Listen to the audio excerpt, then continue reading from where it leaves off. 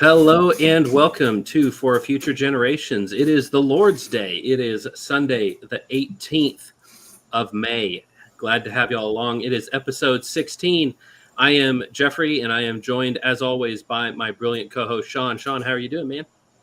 I'm doing well. It is the fifth Sunday of Easter for those who celebrate, and hallelujah, Christ is risen. Do you remember what to say? No? He is risen indeed. There you go. There you go. We had two new confirmed communicants today, so that was always exciting to see somebody partake of the body and blood of our Lord for the first time. Amen. So yeah, it's a good day. Mm-hmm. You know, as a Baptist, I always think it's strange, the confirmation ritual, because, like, well, you know, in Baptist kind of theory, you know, the baptism and then the Lord's Supper are kind of tied together. That is the confirmation. Yeah, the baptism is the confirmation. Yeah. You know, Presbyterians love to make fun of Baptists because they're like, well, your baby dedications are just baptisms. You know, you're trying, and it's like, well, you do the same thing with your confirmation. With confirmation, right? Yeah. It's like, yeah, it's a valid criticism. You can't get away from it. Yeah. It's one or the other. Sweet spot somewhere in the middle, but we haven't found it yet. Anyhow, the title for today's show is What is Woke and Sanctification Debate Review. So there was an infamous debate between Dr. James White and Mr. Corey Mahler about, you know, sanctification, and we'll get into that later in the show. But first, Sean, you had some stuff about woke church. What is woke, woke right, woke church, etc. Go ahead and drop your wisdom bombs on us, man. Yeah, so before I get into the video that we're going to be commenting with, I just want to set some stuff up. You know, I've said before on the stream that I grew up in California. I was born in the East Bay area. I know, right? I was born in the East Bay area. Like, I know certain demographics, we'll say, of people. So it wasn't just like an all white context. In fact, where I grew up in Stanislaus County it was actually minority white my entire life. So I say minority white, it was just less than 50%. So I don't think there was another group that had more than 50%. But anyway, all that to say, I heard the term woke a lot growing up. I am not new to that term. In fact, and I might get into details on this later, growing up is a very positive term, and people had said it to me, and I was kind of like, okay, that's cool. Like, I like being friends with my not white neighbors, and I'm glad that they, I guess, accept me as a cool guy or whatever. And then around 2018, the mainstream media on the right got a hold of the term as like a very negative term, right? And I today I would also hold it as a negative term, but a lot of people are using it as of maybe 6 months ago, like this woke right, like there's the right-wing version of woke. And when I start hearing that, I say, you know what? People don't understand what woke means.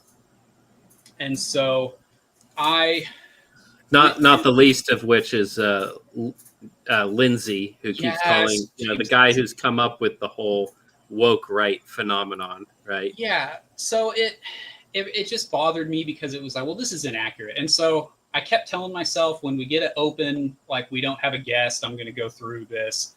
And the video I want to go through today, I got clips set up, is by Eric Mason. The video was uploaded December 7th, 2016.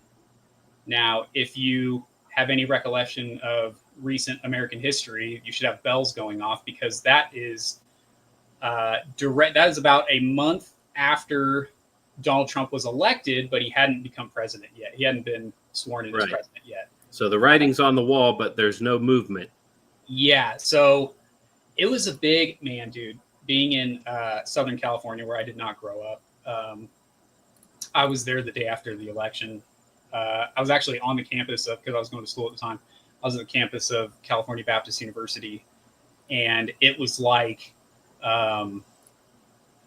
I don't know. It was like the day after 9/11 for some people. Like they were just, oh, sackcloth and ashes. And, oh, I can't believe it. I'm going to get deported. Little did they know. But yeah, it was a whole thing. So during that time, like it was, Russell Moore had already gone after all these people, and there was this big shift. Well, Eric Mason on December 7th of 2016 gave this talk, or at least the video was uploaded on that day. He gave a talk at his alma mater of Dallas Theological Seminary. And the video is called Woke Church. Now, he later, I had to look up the dates for this, but he later, on October 2nd, 2018, which is, into the Trump presidency, he actually published a book with the same title, Woke Church. And it is my contention that when that book came out, that is when the term woke entered the right-wing Christian online bloodstream. So namely through, I would say, James White. I remember once James White started using that term, and it seemed like he got it from Eric Mason, then it became like a snowball effect. Everyone started using it. Now, Dr. White is using this negatively. Negatively, yes. And Mason is using it positively. Correct. But they're both using the term to describe the same thing. Correct. Well, I would say that Dr. White gets it wrong. And that's why so the reason I say that is that, well, we'll get into why. So he identifies woke as being bad, but he doesn't necessarily define it correctly. Right.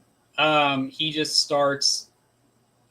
Well, the problem is the way that he defines what he sees. He sees the right people as being woke because they call themselves woke, but he then has such a skewed definition of it that you start seeing this like woke right type thing happen. So I'm hoping to define that. I set all that up to say the reason I'm using this video is because Eric Mason publishes a book in late 2018 by Moody, by the way, major publication. And so he publishes this book as a positive. He says, this is a positive thing. I want this word to describe us. And in a short time, it became a very negative word. So he is going to be speaking here before people started using this as a negative. We're going to go ahead and pull the video up. And I'm going to try to juggle 3 screens at once so is the screen up on the video here? Yes. Your screen is live. So okay. So I'm skipping to I'm going to skip over some spots. What's up, folks? Tom Tremonti reporting live with a headline that you must hear. Brad we got an ad. Thanks. Don't listen to this guy. Brad prepares it. Well, he's right. Brad prepares it. Yeah. But I've mint and dill and cumin. Okay. So I'm going to let this play for a little bit. I might pause as I go. I have about 17 minutes worth of clips. I'm going to be playing them at 1.5. If that's too fast, let me know. Well, when you sent me this video, I listened to it on 2 times speed, and I had to slow it down to 1.5 because it was just a little too foreign an accent for me to keep up with. But 1.5 seemed pretty doable. Okay. And have neglected the weightier matters of the law, justice, mercy, and faithfulness. These ought to have been done without neglecting the others. You blind guides, straining out a gnat and swallowing a camel. I'd like to talk about, just for a few minutes in our time, woke church. Woke church. Can you say that?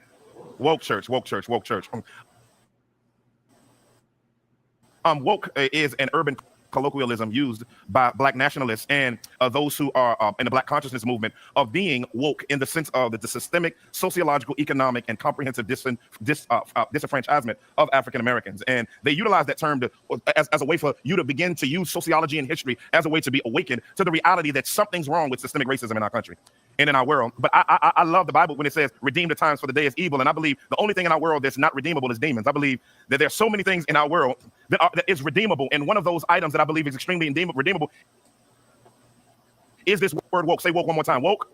I believe that the greatest woke passage in the Bible is Ephesians chapter 5, where Paul says, awake, sleeper, and rise from the dead, and Christ will shine upon you. I believe the wokest, if that's a word, people on the planet should be believers cross-ethnically across the globe. And this wokeness is not merely centered in sociology and economics and geography and psychosis and all of those different things which are important for the gospel to influence. But I believe wokeness should find its way into the Christological psyche as God is conforming us with his goal. Based on Romans 8:29, he has one goal and one goal only in our lives, and that's to conform us to the image of Jesus Christ. And in this disposition of conformity, wokeness is something that we should be not only awakened to the issues in our context as it relates to race and injustice, but anything that is exalting itself against the knowledge of Christ that needs to be torn down and decimated as a fortified city or a stronghold. And so we come to this text, and Jesus Christ is about to make his gospel exit and call to return, and he's communicating to the Pharisees and the scribes and the leaders. So, like I said, I'm going to be skipping through a lot of this, but the passage that he uses is the woes to the scribes and Pharisees, and straining out a gnat and swallowing a camel. Am I wording that right? So he's giving a definition of woke. I like this because it's an accurate definition. Like he understands what this means. It's something he has used in his whole life. He identifies it as something that has existed within what he calls the Black consciousness movement. And so it is something that he's not making up, right? This is something that existed a long time before James White started saying it is a negative. And he is saying that it's a way of describing the disparities that you see within the Black community, right? And so they'll latch on to that one part of the definition. They'll say, well, they're seeing disparities and they're blaming it on some outside source. Therefore, anything that does that is woke. But as we'll see as we go on throughout the video, like the type of disparities that they are describing are very different from what you might see of, someone who is, very, how do I want to say this? They're very JQ pilled, right? Like that's the big one that they'll say, oh, that's woke. You're just blaming, white people failing on this outside group. But so that is the definition of woke, is that they are looking at the Black experience, and they are saying that if you are a non-Black and you look in from the outside in, and you see that like all things being equal, they'd be living high on the hog like the rest of us. But because of this systemic injustice, that's why they are where they're at. So my contention for a long time has been that woke simply means anti-white. I would disagree with that. But so anytime you see woke, the way that he expressed woke here is he said woke is it's something that it's a word that Black people use as a way of looking at history. Yeah. And seeing that, and I'm paraphrasing him, but seeing that all of our problems were caused by white people. It's a filter that we put onto our perspective to look at who we are and where we come from and to blame the white man. Yeah. It's a filter that we run everything through that makes everything whitey's fault. So and then he gets into woke Christianity, and it's like, okay, how do we apply this to Christianity? Well, now you need, DEI, you need diversification, you need white people to be cleaning black people's shoes, literally on stage, begging for forgiveness for things that they never did, things that weren't sins when they were done by other people. And then, it's essentially just anti-white. It is a black perspective of anti-white rhetoric. It is an anti-white perspective. And then when you apply that to the church, when you apply that to theology, what you come up with is something that is anti-white. So you get people like Joel Berry who say, well, when they talk about white, what they mean is Western Christian tradition. It's like, no, when they talk about white, they mean white. When the ANC government in South Africa, or I guess the other government, the CNA or whatever they are, when they start talking about, kill the farmer, kill the Boer, kill the white, they're not saying kill Christianity. These are people who profess to be Christians. These are people who actually go to church on Sunday. Dr. White in his debate, which we'll get to later, he said, well, surely these crimes aren't being committed by people who go to church on Sunday and then they go and commit crimes on Monday. Well, I have news for you, Dr. White, but yes, in fact, many of these people go to church on Sunday, maybe not every Sunday, but they go to church. They're in good standing with their local church, and their local church does not despise what they do because their church is woke. And they see as what they're doing criminally or nationally, in the case of South Africa, as being justified because they see their history through a lens of anti-whiteness. So if they commit crimes that, predominantly are against a white society, what they see as a white society, they do not consider that a sin. The woke church does not. And that's not to say this is true of every black church, obviously not. But the woke church certainly sees it this way. So I'm gonna offer some pushback because I want to make sure we steel man the opponent. I don't see true woke, like what Eric Mason is describing, as anti-white. I see it as a way of giving excuses to black behavior. So I would say that is a very important distinction to make when describing what woke has been up until very, very recently, what it was during my childhood and probably up until roughly 2015-ish, something like that.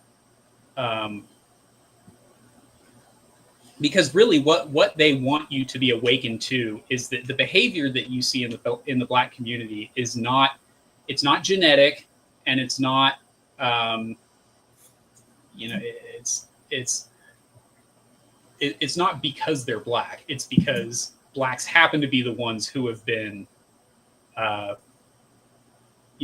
repressed in some capacity. And that important distinction is going to be why I'm going to push back on who guys like Joel Berry or James White say are woke.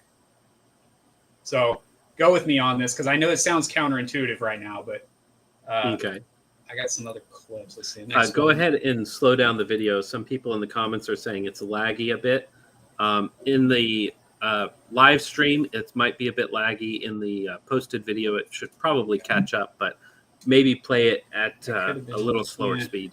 Maybe we'll go to 1.25. 1.2, 1.111. We'll give it a shot. Let's see what this does. And so him communicating the woe is coming in their tradition, but on an upgraded level. And what he begins to do is he given 7 woes. And within one of these woes, I think it's prophetic. I think it's prophetic to our day, because I think there is a woe cross ethnically on the global church, in the sense of not eternal damnation, if you will, but a disposition of calling us to waking up to our needs to engage the blind spots within our culture, everything with the racial divides and the injustices, no matter what side of the presidential campaign you fell on, no matter which side of the idea of police brutality you fall on, no matter what side of the court cases and American history you fall on, you should, as a believer, be able to wet your finger and hold it up to the air and know that something's wrong in the weather forecast of our country. And in knowing that reality, Jesus Christ I believe has some beautiful principles for us. And I have one point and one point only, and I will be out of your way expeditiously. In this idea of He woke says church, in the number first one and one quarter only of the point, video. Jesus Yeah. connects justice to intimacy with God. Jesus connects justice to intimacy with God. Look at what the text says. He said, "Woe to you, scribes and Pharisees, hypocrites." There it is. He uses the word hypocrites. Interestingly enough, hypocrite is an actor, a person that's looking like they're doing something, but not functionally doing what they're looking like they're doing. He goes into a whole thing about pantomimes and stuff in here, but I would recommend anyone who is interested in what I'm talking about to actually just watch the whole thing. The whole thing is only 32 minutes and 52 seconds. Like it's very short, and it gives a good insight into where these people are coming from and what they mean when they use particular words. right. So this is one thing that we run into a lot when we're evangelizing non-believers, especially Mormons and Jews, because they have a lot of shared vocabulary, especially Mormons and Jews. But you run into this with every religion, even Islam. But they will use the same word as a Christian and mean something fundamentally different. And you run into this with the woke church as well. They will use a word, and that word has a definite meaning. And in common parlance, in a Christian Western church, you know what those words mean. But when put into a woke church context, they will have a slight, there will be slight differences. And those differences can sometimes be very important. So a good video.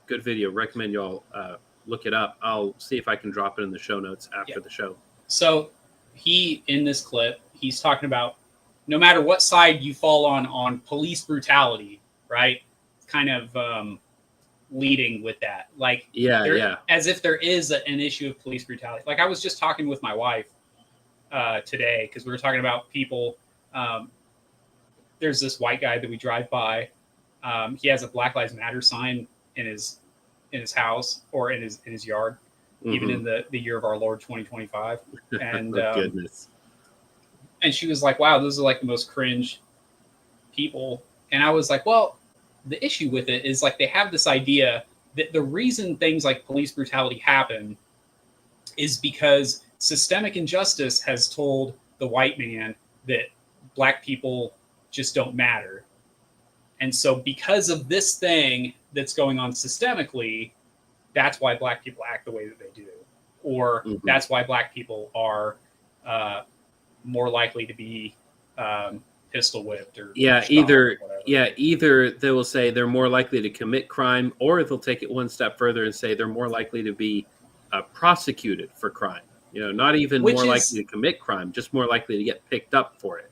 Yeah, which is so outrageous of a thing to say. I need to do the math one of these days. I've been saying this for years, because if you say that Black people commit 60% of the murders in the country, which is accurate, they'll say, well, those are the people who got caught, right?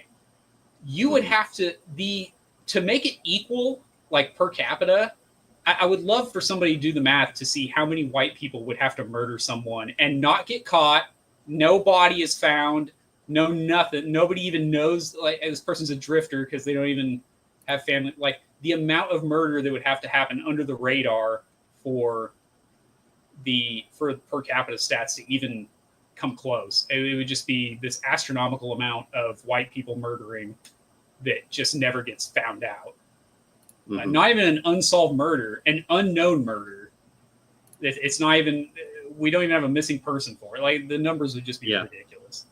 I'm going to skip ahead quite a bit for this next one. But notice he's talking about justice, right? And we've always heard this. Like, I mean, this goes all the way back to at least Martin Luther King. He's always, let justice roll down like waters. And to him, that means, well, everyone's equal. Right? Like everyone ends up in the end because if you're woke, you understand that you've been awakened to this idea that the only reason that Black people are behind in whatever category is because of this systemic injustice. And so it's this excuse for bad behavior, essentially. Going to 1630. While that's going on, I'll go ahead and read some of the comments. Alex Oladar or Olajar or Olahar, probably Olahar, that might be Spanish. It's a little fast because occasionally it lags. He also says woke is black for red pill. So kind of the idea that black is the red pill or woke is the black red pill. That's kind of the framing that he puts it in. All right, you ready? Yeah. I think the reason it was lagging was because I was moving the window that was messing with. So I think that's what caused it to do that. But okay, I'll keep.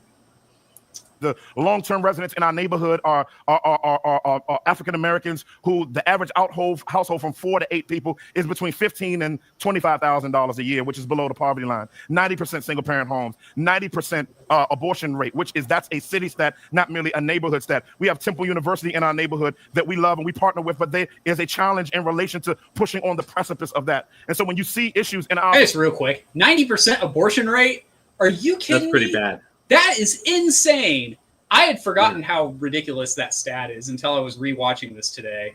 And dude, okay, I'm going to keep going. Yeah, things are not good. We need to be awakened to. We need to be awakened to justice issues. One recent issue in Philadelphia that we were dealing with in the framework of our neighborhood and engaging our city is that they began to take away school funding, which they suspended about 25,000 or fired or laid off 2,500 employees. By the way, I'm going to stop real quick. We have an excellent episode where we talked about school funding, so check that out. Closed a myriad of schools, most of which were in lower socioeconomic Black and Hispanic, mainly African American neighborhoods, and so they needed a budget cut of $400 million. And so that was in the need for a budget cut. But then from there, they at the same time, like not even almost a month later, raised the prison budget from double that to $850 million. Which directly impacts those neighborhoods. And then now, when those other schools close down, they put those kids in these other school environments. They have a challenging trajectory in their particular school environment and their home environment. And now they're being pushed into this. And the question that people are asking on the block is, what in the world is the church doing? What's happening is because the church comprehensively has not been responding to this. We have Black mystery cults that are reawakening in neighborhoods like Black Hebrew Israelites, Nation of Islam, Orthodox Islam, a Black House of Consciousness movement, and all different types of movements that are seeking to communicate a sociological hermeneutic when we have the weightiness and beauty of the gospel and theology to be able to say, hey, this is an issue that we should be on the precipice. Matter of fact, we should be on the forefront. We're in a multi-ethnic church, and I tell my white brothers and sisters in the church that our engagement of Blacks in this neighborhood isn't a Black missiology thing. It is a church thing. And because you're a part of this local assembly and we're called to local, national, and international ministry, we should have cross-pollination and relational partnering, not just financially, but on the ground. I was in the podcast with Dr. Bach just a few minutes ago, and people say that Sunday morning is the most segregated time of many churches. But for our church, Sunday really is the most ethnically diverse time. The challenge is outside of Sunday morning when it comes to the praxis of these things where whites get to go back to the atmosphere of their privileges. And I know you're looking at me funny because you said, where does that come from? Well, if you look historically and you see how we got to the point to where we are, where there is a disjointed marathonic race that's going on where whites have had 400 years to run hard and Blacks have maybe had 400 years to go hard. The church needs to have, I appreciate Dr. Bailey for the way in which he's come forward and began talking about issues of our seminary, which is repented of. And this needs to begin to grow. This needs to begin to grow where we don't even have to talk about diversity because of God's grace on us in folding us into the batter of biblical community together that doesn't start because of race issues, but was birthed because we were saved. We were growing together, discipleship and community together. And then our issues became your issues became our issues because now we're burdening and we're burdened about the same things because we're not just merely burdened for Black people. We're first burdened about the gospel. When you're first burdened about the gospel and you have gospel eyes on, you will be like Paul at I think it's very interesting that he makes this a gospel issue. And he's talking about this is the gospel, and he's tying this into, white people have had 400 years where they could run hard, and Black people, we've been oppressed for 400 years. Yeah. It's like, well, there have been people who were oppressed for a generation or two or three or four or a couple hundred years. And eventually, when they broke the chains, they set themselves free. This is not what happened in the black community. Slavery's been illegal for over 100 years. The civil rights has been, a thing for 75 years. Whites are being discriminated against in favor of blacks, and it doesn't seem to be helping. So I think there's a different underlying problem here. Yeah, but well, and that's an example of him making this, what is woke? What is woke? Well, it's about how whites have had such an advantage. And, they're going to get done Sunday morning. They're going to go back to their privilege. They're going to go back to being, having those advantages over us black people, because we're so oppressed. It's like, I don't see this as anything other than hate whitey. That's really what woke is all about. It's but this is where I'm going to push back again, because I see what he's saying as an excuse rather than we hate whitey. Basically, they're saying like white people are the standard. Nobody argues that, but white people have had 1,000 whatever years to go hard, or however he says it. But black people have only had until or since yesterday, right? Like that's basically what he's saying. It's like we just started, and that's what's causing it, is the systemic injustice. And if we had started at the same point that Whitey started at, then we'd be where Whitey is now. Which, by the way, now that I think, this just popped in my head, but this is, any discussion you have about race has to start at the moment where white people discovered sub-Saharan Africans. It has to start there, because where these two people met, where they had never interacted before, was that sub-Saharan Africa was in the Stone Age. And I don't mean that in like some exaggerated term. I mean, they hadn't discovered metallurgy. They hadn't discovered the wheel. The wheel. Yes. Like the amount of things that they hadn't discovered, you'd be like, oh, these are cavemen. Well, yeah, kind of. That's essentially how they lived. They were hunter-gatherers. They didn't even have agriculture at that point. I mean, they were just so backwards and so behind before we ever came on the scene. They didn't have a written language. Yeah. They didn't have that's one of the reasons that African history is so empty. Yes. We can go back in European history, back to the pre-Socratic philosophers. Yeah. Hundreds upon hundreds of years before Christ, down into Mesopotamia. We can go 1,000 years before Christ. I mean, we know about the ancient Egyptians, the pre-dynastic Egyptians. And the reason we know these things is because these people had a written language. And that was something that was developed. That was something that had to be invented. And in Africa, that was never invented. That was never created. And consequently, the history of Africa, before white people show up, the history of Africa is unknown. Yeah. And then, the Dutch and the Portuguese and the French and the English show up into Africa. They start making contact with these people, and they begin to write down the African history. Yeah. And that's the only reason we know anything about it at all. Yeah. I'm gonna finish this bit of. I'm gonna go to the 22-minute mark, and then I have some more things to say. In Athens, when he was just chilling, eating a ham sandwich, he's free. He's chilling, walking through Athens, waiting on his support check to come in. Some of y'all know what that's like. Apostle Paul, and he's just hanging out, eating a sandwich. And then when you're a missionary, when you're trying to be off and you turn back on. That's when you know the gospel's all up in your situation. You're like, I'm trying to turn off right now. Why am I thinking about the gospel now? And it says it was. Yeah. Yeah, this is it's very it's hard to put into words, like the feeling that you get when somebody plays the part. Like how do you even put that into nice words, where someone's just kind of shucking and jiving in the pulpit, like anyways. Or vote. in his spirit. What does that mean? That means you see that there is a gap between God's visionary premise of hope, of what it looks like when Jesus' feet is on top of everything. Then on the other side, you see the gap of the brokenness and the degradation and the triflingness of the depravity of our society. And in the middle, you're staring with gospel eyes, looking at it. You say, I can't take it no more. I gotta do something about this. That's the goal of your theological education. That's the goal of your ecclesiology. That's the goal of your missiology. That's the goal of all of these classes. If the only thing you're arguing about is the way Jesus coming back versus Jesus coming back, your theology is in trouble. That's where I'm going to end this clip. This is kind of a funny line because he's at Dallas Theological Seminary, which is infamous for their very hard stance on eschatology.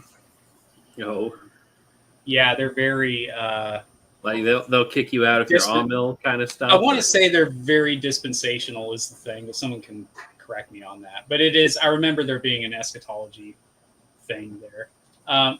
So I had put this whole clip here as practical wokeness and the boasting about diversity in his church, because that's kind of the two big things that he does here.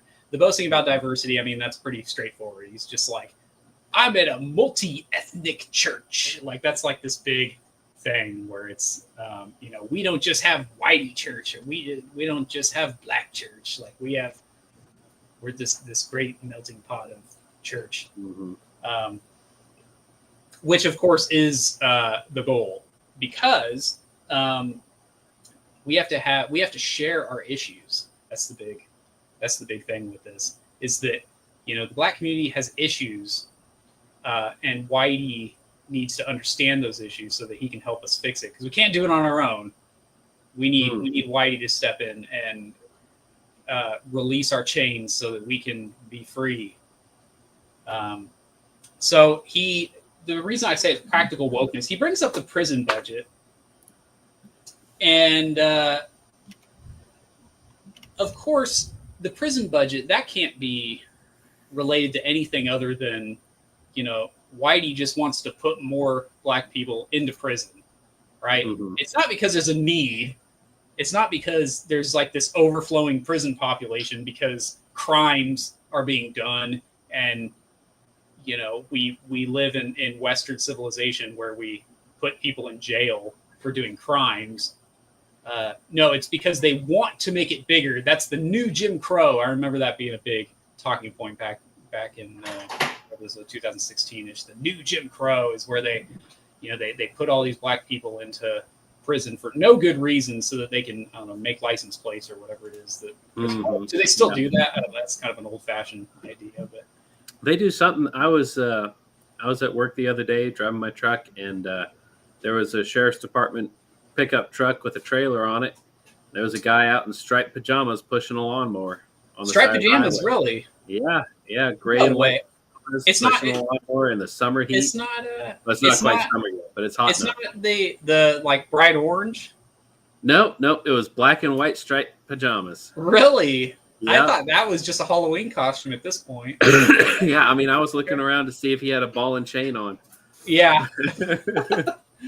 And then he was talking about black Hebrew Israelites rising.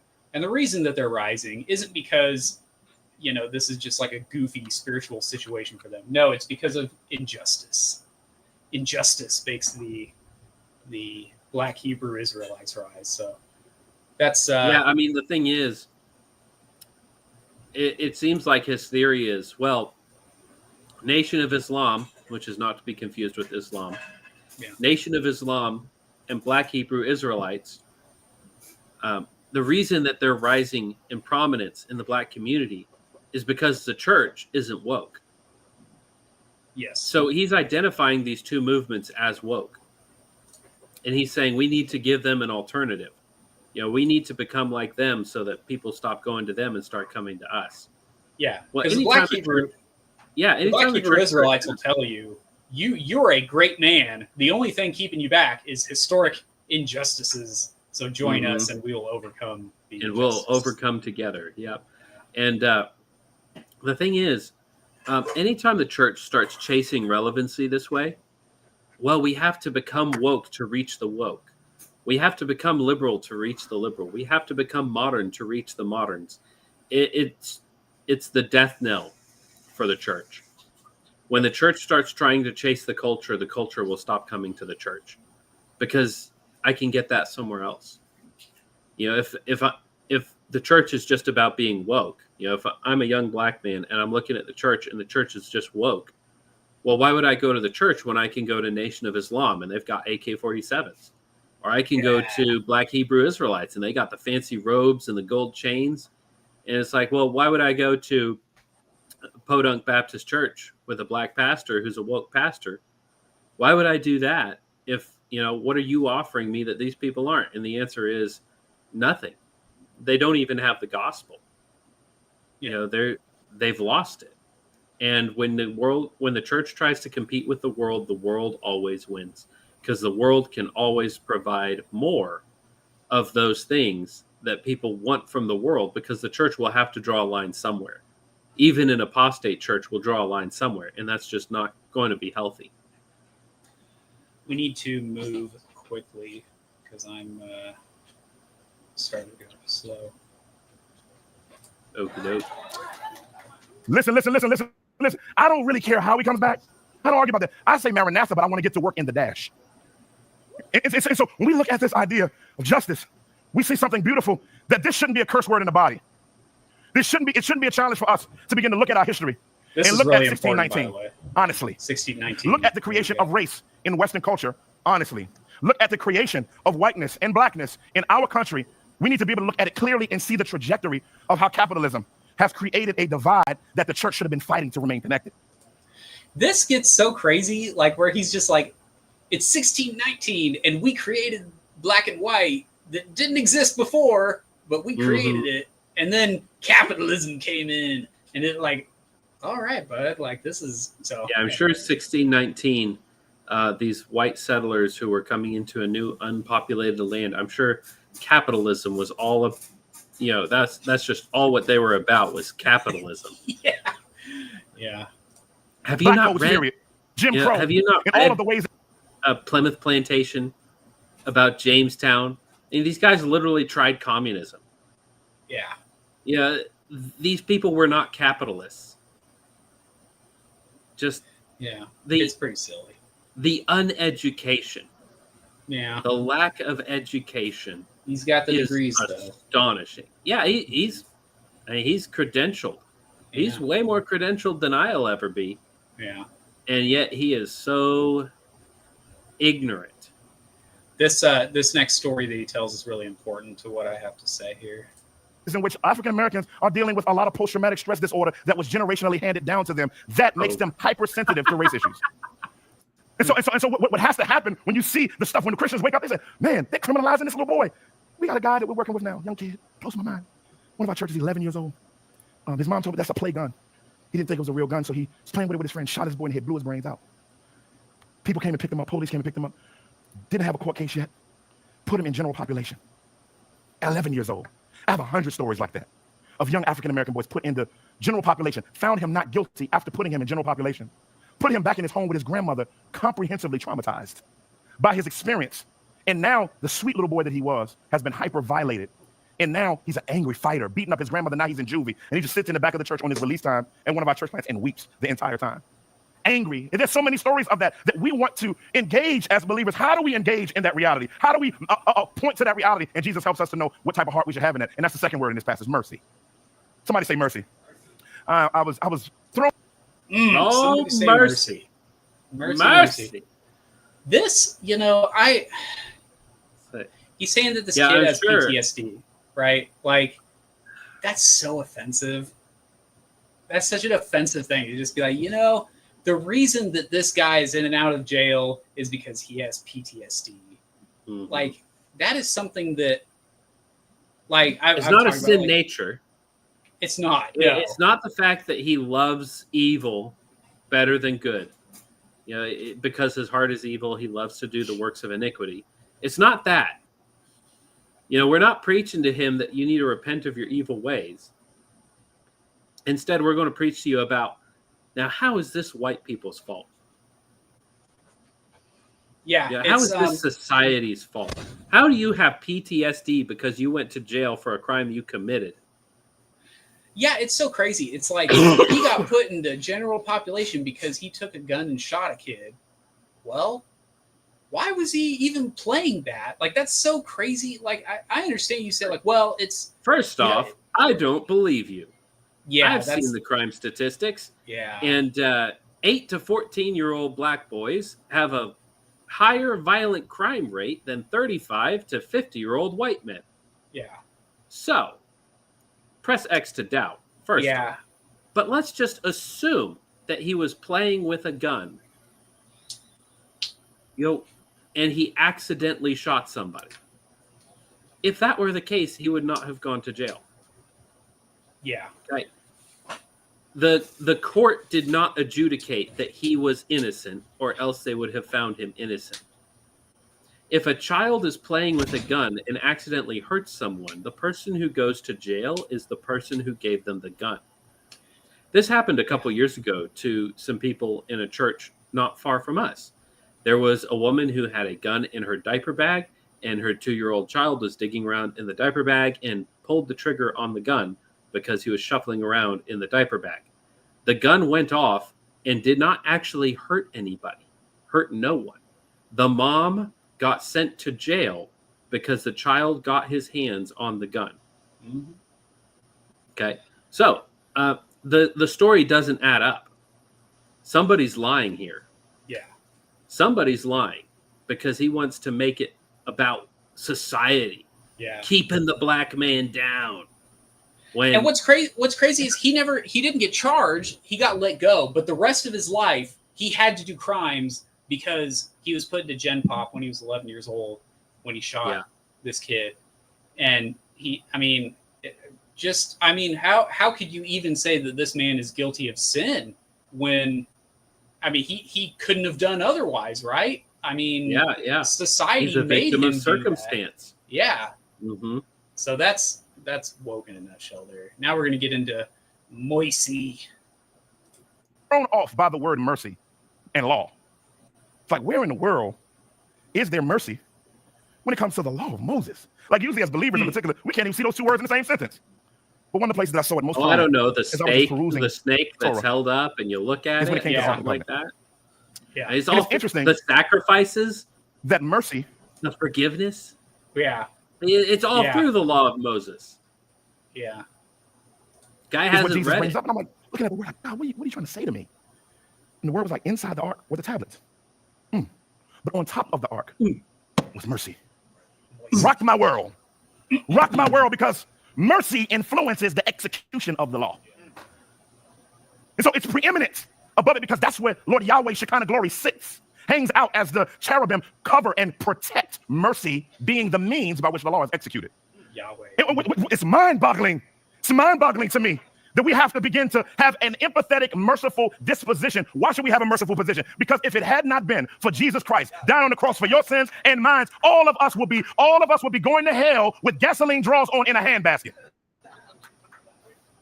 Okay, so when you see your need for mercy, even if you can't understand the need for mercy on somebody else's behalf, the thing that you should have commonality cross-ethnically is mercy as something that we all need and receive, and it should be the means by which we look at everything.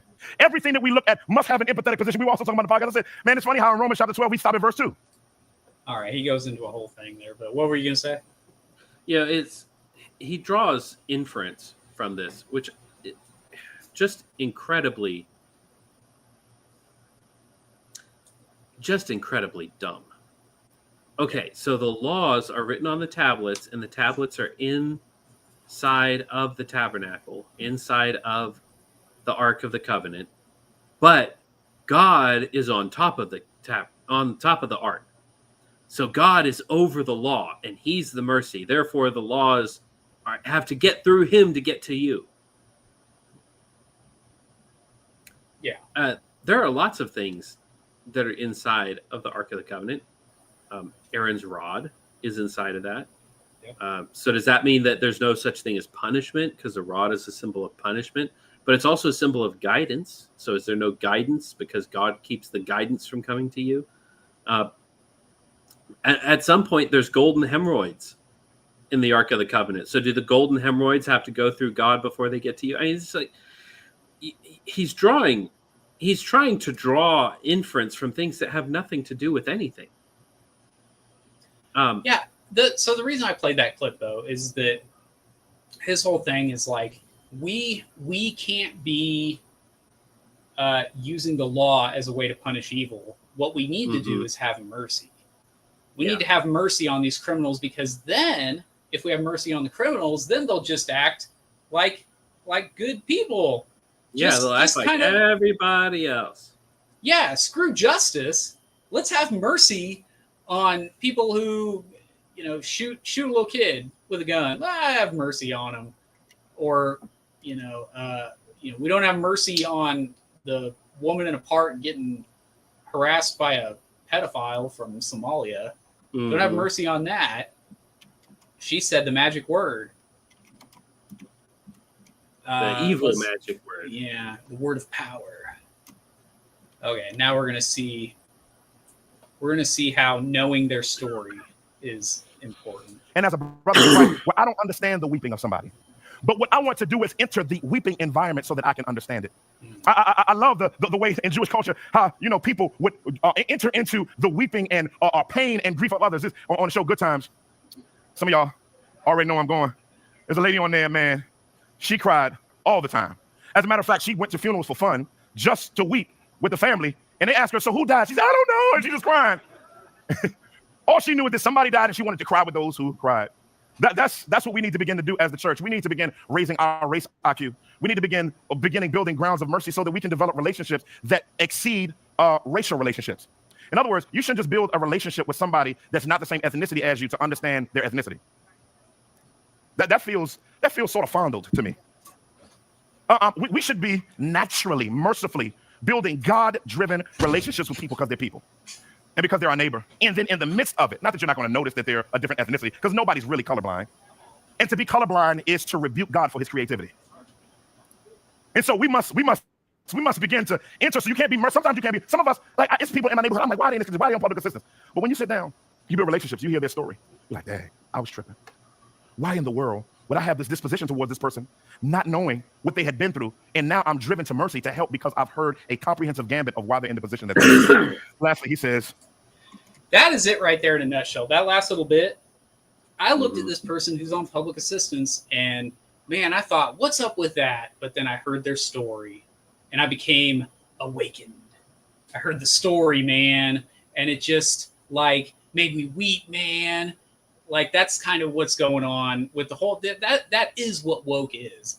It's this idea of, yeah, this person, they don't have a job, but well, if you heard their story, you would become awakened to why they don't have a job, or, why this woman has 3 kids by 3 different fathers and none of them stuck around. And she's searching for number 4, like she's setting up franchises and just, it's a whole just mess. But, So if you heard their story. Yeah. So it's all an elaborate ruse for why my bad behavior is acceptable. And I want to be clear. I understand what you're saying, Jeff, when you say that, it's about get whitey. But I believe that the weight is actually put on the excuse giving. That a lot of it is just, if you knew this person's story, I saw this meme where it was talking about, it was showing the, when single mothers will put on social media, like, don't think you know my story until you've walked a mile in my shoes. Yeah, whatever they say, right? And then, the meme is essentially just a list. It's like, let's see, you got pregnant real young, and then, guy left you, and then you got pregnant really young again. Like that's your story, right? Like now you're ready to find love and all this. Like, come on, dude. Like don't give me the if I knew your story. Yeah. Anytime you read that, if you knew my story, I know your story. Yeah. Now let me say this yourself. Though. And just so that people know where my heart is at with that. My wife and I are currently helping out this homeless couple who they live in their car, right? Trying to get a job. Dude's a painter. We let him paint part of our house for some money, and like we're helping the guy out, right? We do his laundry. That's our big service. Is they come over, they use our laundry machine, and so I'm not just like some heartless person who doesn't try to help people, but this guy's trying to help himself. Like he's not somebody who's just given up and say, "Hey man, I need someone to take care of me." I remember a video that very much radicalized me was this woman from Brooklyn. She's like sitting in a staircase and she's like just talking about, I get all these benefits. Why would I get a job? I just hang out and do this and I whatever. And like, I'm living high on the hog off your tax dollars. Get out of here. I don't want, like, it was just this whole thing just boasting about sucking on the government teat for your subsistence. Mm-hmm. And like, I don't need to hear a backstory on that. Like, I don't care. Yeah, I don't need to know your story. I already don't like you. Yeah. So I already disapprove. But that to me is woke in a nutshell. If you knew the story, you would be awakened. The story itself would awaken you, and you would have the secret knowledge, the gnosis. The gnosis. Yeah, you would have the ethnic Gnosticism, and you would understand that everyone would be the same if not for the accidents of history. Yeah, which were all committed by white people. Yes. Just so happens. Comes back around. So I have one more 30-second clip, and then just a little closing thing for fun that you'll see. Okay. Let's see. I want to go to the 31. Are you checking the chat to see if this is? The chat is filling up, so we'll have to definitely touch base with chat at the end of the segment. Could I just say, suffering and remains dude, fake. You're Taylor. Talk to him, because but I mean, who are we kidding? It's an off-the-rack suit. Yeah.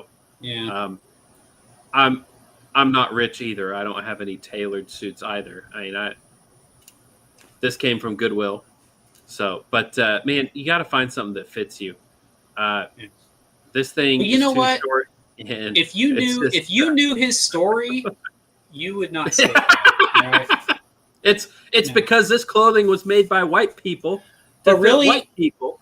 Honestly, I do have a piece of advice for people who are like trying to get suits on the cheap. Get an off-the-rack suit, secondhand, whatever, and then go to a tailor. Spend the money on the tailor, not on the suit itself. You will have a better looking suit because of the work the tailor did than because you bought some nice fabric. You can get something that's ever so slightly oversized. So like if you've got a 42-inch chest, if you can get something that's 42, 43, odd numbers are hard to find, but 44, as long as the sleeves aren't atrociously long, as long as it's not a tunic on your body, that tailor can bring it in. Oh, yeah. And he can make it fit you in a good way.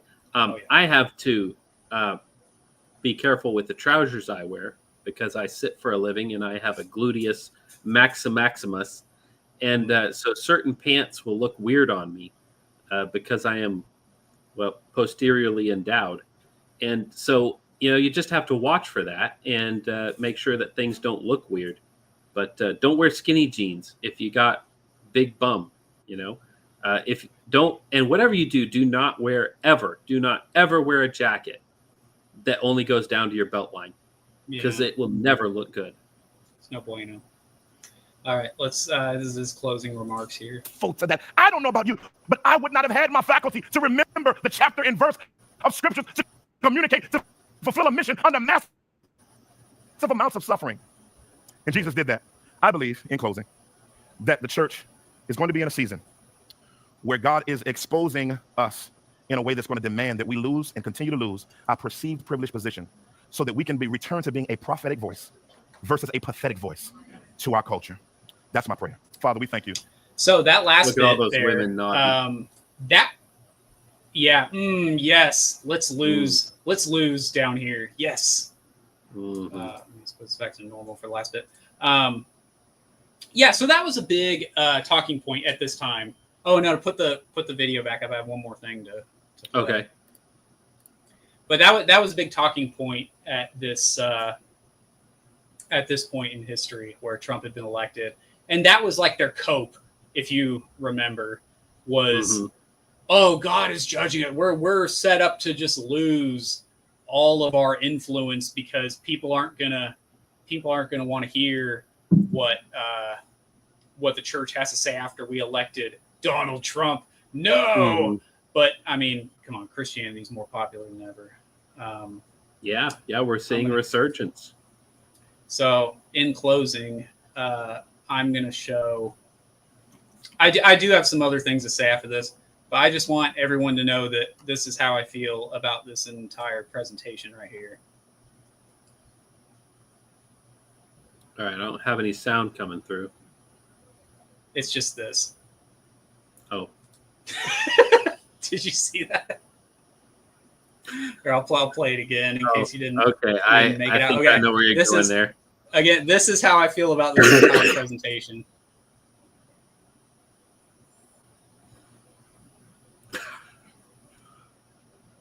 There you go. So there you go. Okay, I get you. That's how seriously I take it. So this, so this is why I want to be very, very serious about the definition of woke, is because nothing you saw there is something like what we would say, because woke is a matter of excusing the sins of certain people and saying, well, the reason for their sin is that some other sin is keeping them down, and we can't give them accountability. It's because there's this, they're a victim of circumstance, systemic injustice. Whereas I would push back and say that all of these things that you call systemic injustice existed because of the content of your character. That the reason that things like Jim Crow laws existed, and the reason that the original, not the modern KKK existed, is because, well, a certain demographic was running wild and nobody wanted to put up with that. And and that's unpopular to say, but the original KKK was a vigilante group because the reconstructed government was not prosecuting criminal behavior of a certain segment of the population. Yeah, quite intentionally. As punishment. As punishment. Yeah, your punishment for your slave owning behavior is that we are not going to punish violent black criminals. And a bunch of soldiers who fought in the war got together and like, well, we're going to take things into our own hands. And that's not to confuse that group with the one that showed up in the 1920s, which had literally nothing to do with the original KKK. Right. But, and that's not to say that everything they did was right. I mean, I wasn't there. I don't know. But it was a moment in time where people were looking out for themselves and their own people. And if something of a similar nature happened the other way around, if you had, let's say, the Belgian Congo and the Belgians were just running rampant over the blacks and the blacks decided, you know what, we're going to have a vigilante group. Everybody would be for that because the demographics have switched. All of a sudden it's justified. When you have situations like this in history, you need to look at the merits of it. Why are they doing it? What are they doing? Is it justified? And that's not as cut and dry. That's going to be much more complicated. Yeah. So again, I want to make sure I make this transition the way I want to do it is that woke exists to excuse bad behavior and the consequences of bad behavior. That's what woke exists for. The opposite of it would just be the regular narrative of, well, the reason that the fatherless rate is so high in the black community is because black men don't want to raise their children. That'd be it. That'd be my answer, right? The reason it's high is because it's just as a group there is an observable behavior. Yeah, and that transcends America. So all this it's because of slavery or Jim Crow or whatever. I remember one of the first things I ever saw Samuel Say post about was that the fatherless rate in Canada among blacks is this exact same as in America. Like it transcends the American experience. And it's also the same in Africa. Yeah. Where they and come so from. so that's what woke is. It exists to be an excuse for sin. So that the reason that these sins are being committed is because some external force is making them commit these sins. Now, what they will call the woke right is not doing that. We're not excusing white people's sin or anything like that. We're actually saying like, well, the reason that the economy is the way it is because there actually is a force running the economy the way that it is that we don't even have account over, like things like the Federal Reserve. We can't do anything about the Federal Reserve. They exist outside of the jurisdiction of any elected official. They can do whatever they want. And so that's why I say that the whole idea of the woke right is just nonsense. Nobody on the right is trying to excuse the sin of any person, which is what actual woke is trying to do. Again, if I got into debt, if I mortgaged my house and got big notes on expensive cars, and then I drove my family into debt with expensive vacations, and then when everybody came to get a piece of me, to get their pound of flesh for all of the money that I owe, if I started screaming about the Federal Reserve, that would fall into this pattern of behavior. Right. It's not my fault. The reason that all this is going on is because the interest rates are stealing all my stuff. Right. The thing is, the people I hear who are complaining about the Federal Reserve and our monetary system and the fake money and the things that are destroying our society are not irresponsible gamblers, people who are in debt up to their eyeballs because of expensive vacations. They're hardworking men who have jobs, who have families, who are living paycheck to paycheck to not get into debt. And they're saying the Federal Reserve is causing all these problems, and they're right. Yeah. It's not an excuse for bad behavior because there's no bad behavior. It's just calling a spade a spade. Yeah. The other issue with calling our guys woke right is that there's not some like Gibbs aspect, right? There's not just like some, oh man, if you just gave me this money, if you just paid me if you just gave me some Chick-fil-A stock. Yeah, if you just wanted to pay me to sit on my porch and turn food into poop, then I'd be making it. And there's nothing like that. You can atone for your societal sins. Yeah, just let me just smoke Newports and Drink do nothing with my do nothing with my entire day. I say that in particular because that has become a joke with my father-in-law. Anytime I'm in New Hampshire and we're like driving by, he's from Nashua, and anytime we drive through like the what's called the tree streets, it's like the it's all the streets named after trees, right? It's like elm and pine or whatever, right?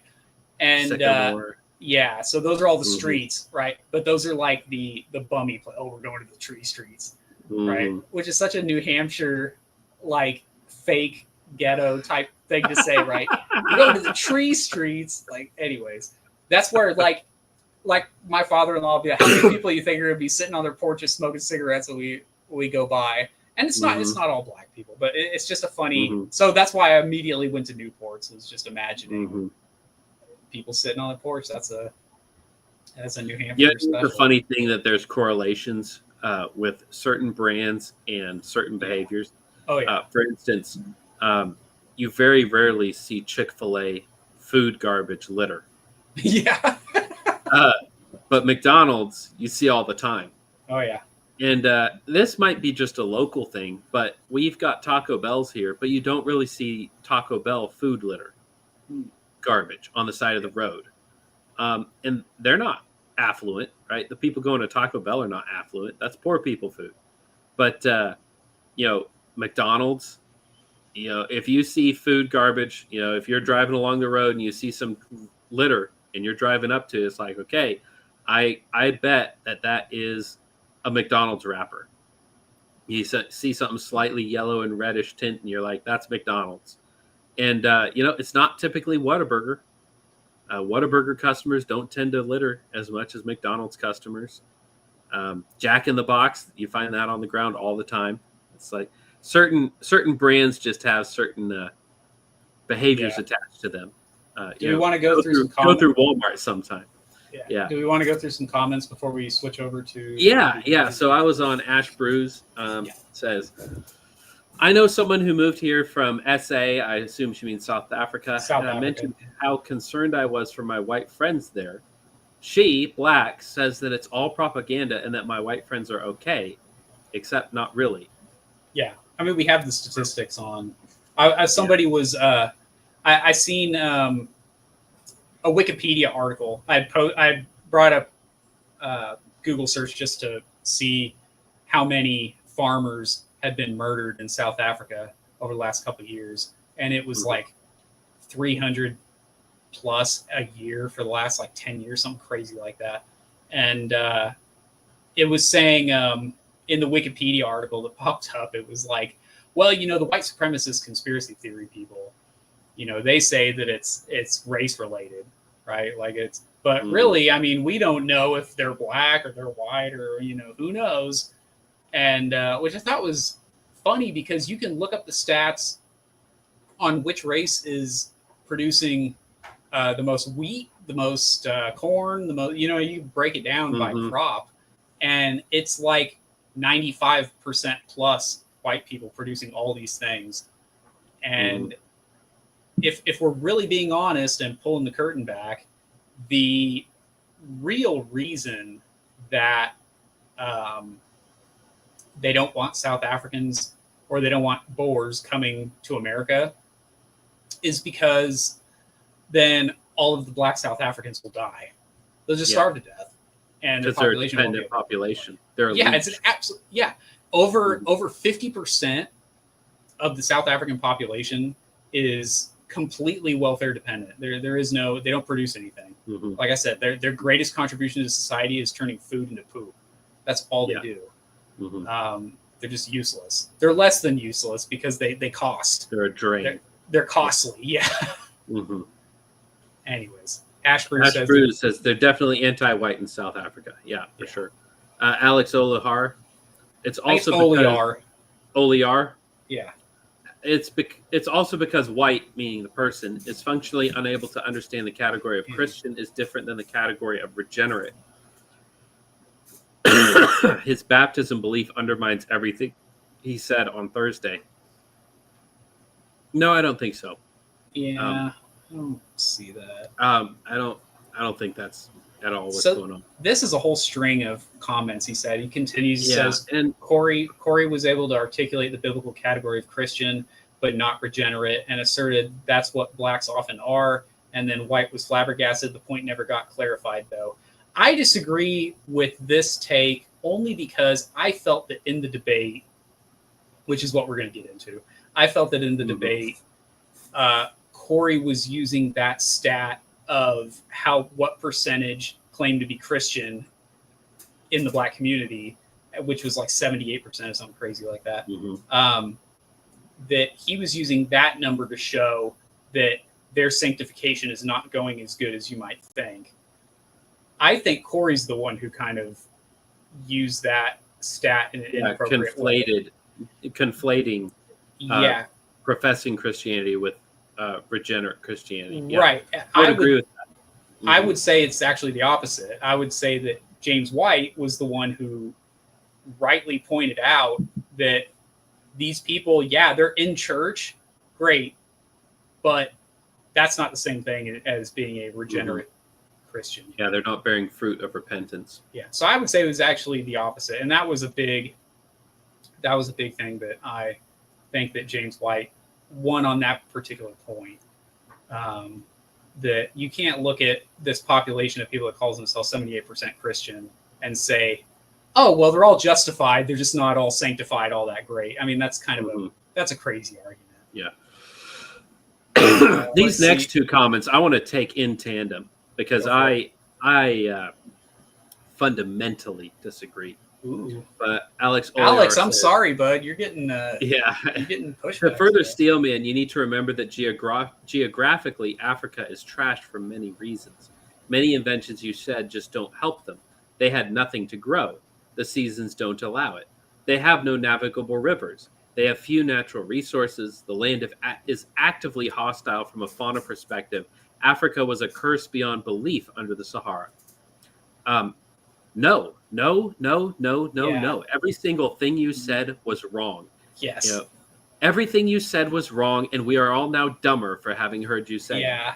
I heard. Many inventions you said don't help them. The wheel. Yeah. The wheel would not help them. I was looking at a thing. I was looking at a thing where it was like, grow. Yes, they did. Yeah. There are native plants in Africa today that are food crops. Yes. And do you know what happened when the Europeans showed up? They exported them around the world. They're palms that we use today for oil, for palm oil that we use in all kinds of food and lotions. Those are native to Africa. The grass in my front yard. Palm trees are only native to Africa? No, there are many types of palm trees, but palm oil specifically comes from a red palm that is native to Africa. There are on that note a lot of things, and this is a huge issue as a World Heritage issue, that there are many things that only grow in Africa that are beginning to die because Africans can't figure out trade. Take care of them. Yeah, and so they're having to like mow down these plants that only exist in this one part of Africa so that they can grow corn, and not even very efficiently because they're just so bad at being stewards of what they have. Food plants in the Congo grow wild. Yes. Food grows in the Congo wild. Yeah. It's the Garden of Eden. Yes. The seasons don't allow it, meaning growing. No. Rhodesia was the breadbasket of Africa when it was full of white farmers. The seasons are beautiful there. Yeah. The grass in my front yard is not native to Texas. It's from South Africa because South Africans came to Texas and said, man, this soil sucks, but we got some seeds with us that grew well in South Africa where the soil is also not that great. And so Bermuda grass, which is the most common grass in, suburban Texas, is native from South Africa. That's where it came from. And its cattle love it. It grows great. They have no navigable rivers. The Congo, the Zambezi, the Limpopo, these are huge rivers, and they're all navigable by small watercraft, rafts and canoes. They're not navigable by battleships, but these people didn't have battleships. Saying that this is the fault of the land is just absurd beyond belief. Africa was a curse beyond belief under the Sahara. No, it wasn't. Because people who were not cursed showed up and it turned into a paradise. It wasn't the land. It wasn't the magic dirt. All right, moving on. John Carter, who has a very interesting... it's perfect. Yeah. Also tiresome. He says, funny, when the Europeans showed up, they were able to overcome those challenges, but not the challenge of... it's scrolled away. Not the challenge... of cohabitation with the African residents. Yeah. That does seem to be the majority problem there. Alex Oliar, I said I was steel manning, not arguing. Okay. Your steel man was made out of tinfoil, man. Yeah. But the tsetse fly alone had significant impact on Africa on the ways it developed. That's very true. The tsetse fly and malaria from mosquitoes. As a matter of fact, there is a sickle cell anemia is a disease that is unique among Black people, Mm-hmm. and it is not a fun disease. But one of the things that happens is the sickle cell fights malaria. Yeah. So Yeah. they genetically adapted to their environment. They had unique challenges Europe, Asia did not. Yeah, and Europe and Asia had unique challenges that Africa did not. Yeah, the idea that Europe every place is different, my guy. Yeah. Have you been to Sweden? Yes. They get like 50 hours of sunlight a year. How come they're a superpower or like a first world nation? Right? How come these people have a functioning society and a first-class military and a low crime rate up until they started importing Africans, interestingly? Saying that it's the natural climate that caused these things, it just doesn't add up, because every place will have hard things about it. The Midwest in the United States is some of the most fertile land in the entire world, and they get torn up by tornadoes. Every place is different. Alex Oliar, the Congo does not navigate over the vast course of it because of the cataracts. It greatly impacted the way those civilizations developed. There are a lot of topographical things having to do with water, but the United States seems to have done just fine, and the vast majority of the Midwest doesn't have navigable rivers.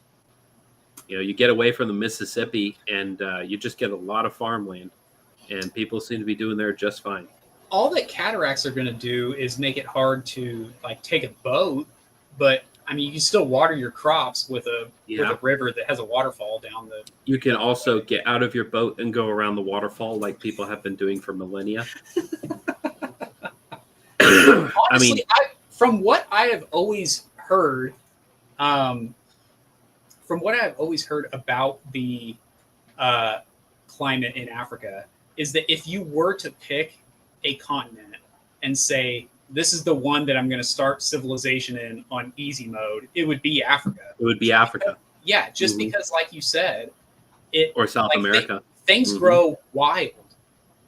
There's also that's a whole other conversation with South America, because there's evidence that the Amazon is simply an overgrown garden. Yeah, that was basically intentionally implanted. Yeah, right, and it just got wild once the people died. Yeah. That very well, very much does seem to be the case in South America, in the Amazon specifically. Yellow Moth says, I know the gray gorillas protect the biggest diamond mine in the Congo. I saw a documentary on it from the 90s that even had a talking gorilla. That sounds like a fun movie. Was that George of the Jungle? Or it does not sound like true history, but yeah. Alex Oliar, you can't get to the ocean and trade, so producing more food than your tribe needs doesn't really make a difference. It's one of the reasons they never developed writing, no reason to communicate. Dude, they weren't growing enough food for themselves, much less anybody else. This is cope. This is pure cope. All right. Let's move on to the next thing. The movie Congo. Is that the one based on the Michael Crichton book? Who knows? I think so. Anyways, but let's go to the debate. Let's pick up the new topic. So on Thursday, there was a debate between Dr. James White and Mr. Corey Mahler of Stone Choir. And first off, this is hotly anticipated by a lot of folks, and it was a bit of a bait and switch, which a lot of people saw coming, but including me. I put that, and I got lots of heat for that. So and people were calling us names for saying as much. But the original statement, Sean, if you want to go over, what was the original statement and why was it problematic? Off the top of my head, I believe it was, can God sanctify a black man as much as a white man? Mm-hmm. If I am accurate, I believe that was the thing. The key word was can. Mm-hmm. Actually, there was a couple of key things that I said were silly to have as a debate. And anyway, if you had something else to say, because I can start my rant, but first off, it's in the debate prompt is "Can God?" Yeah. And that's always a very interesting place to start, because then you're going to all be arguing about what is the definition of "can." Yeah. And that is part of where the debate went. But once the debate started, Mahler redefined the term of the debate. Or actually, he revealed that they had, behind the scenes, agreed upon a different thing than what they said publicly. And redefined it from "Can God sanctify a black man as much as a white man?" Which, as a question, is if you don't believe that God can sanctify a black man as much as a white man, you have some interesting theological ramifications of that. Yeah. And I'm going to say right now, God can sanctify anybody he wants to, as much as he wants to, and he is not limited in that in any way whatsoever. And so there was, let's. And it was interesting too, because I want to say, I in particular, but I think both of us to some extent got heat for even saying what you just said, as if we just didn't get the argument or whatever. And it's funny because we don't have enough faith in the interlocutor. Trust me, bro, it's going to be great. Yeah, and it's funny because you guys just heard like the first hour plus of this, just talking about that black people are the reason for their own problems, and they have no one else to blame but themselves. And they have a higher propensity to violence, and all these things that we grant right away. No ifs, ands, or buts, no qualifications. We grant those things, and those were the kinds of things that were used as arguments to defend what I believe is just an unjustified debate topic. And the reason for that was those key words. I told Woe on Twitter, I said the issue is the word "can," and it's not because there's this like, well, God can't lift a rock or God can't create a rock that he can't lift, or he can't make super bachelors or whatever thing, you know what I mean? That was not the issue. The issue was whether or not God can sanctify, not just in general, but the prompt specifically said a black man as much as a white man. And that's the issue, because if it can be proven that God can sanctify one black guy, then that would completely undermine it. Well, we, like you said, we were revealed that there was a clarification right before the debate where he said we can't use outliers. That was the big qualification. Like, well, those people are outliers. That's not what I'm talking about. So they changed it to the average black man, the average white man. Yeah. Well, at that point, anytime you prove that God can do this, you've created an outlier. So really the debate topic just became indiscernible. It was like, what are you even arguing then? Can God make I guess like the whole of black people as sanctified as the whole of white people would be the only way to prove that the affirmative at that point, which, okay, that is a very different debate. And it was just that was my issue with it. I have a real problem with the idea. Let's just take race out of it for a second. The whole idea that where a person starts puts any amount of limit on what God is able to do, what God has the power to do, right? This word back here, that I named this book after, dunamai. Does God have the power or ability to do this thing? Take, like I said, take race out of it, take all this out of it. Somebody starts at a really bad place and they've got a history of human sacrifice, and this dude is like the first Viking to ever be To become a Christian, to yeah. become a Christian. Yeah, this guy is like, before Olaf, right? Like he's that guy. Can God sanctify this guy? And he's got drug issues, and he's got the works. Yes, God can do anything. He could take the lowest person up to the highest. At that point, it becomes a gospel issue. And I know that that's one of those things where people are, oh man, gospel issue. That word's been played out, right? Well, sanctification is a gospel issue. The power of God to save sinners. Yeah, after you are initially justified, to save you from your sins. Because it is a matter of salvation. Like a lot of people after the debate were trying to make it, Dr. White tried to make it a justification issue when it was actually a sanctification issue. I disagree with that. When the Bible says that Christ came to save his people from their sins, that's sanctification.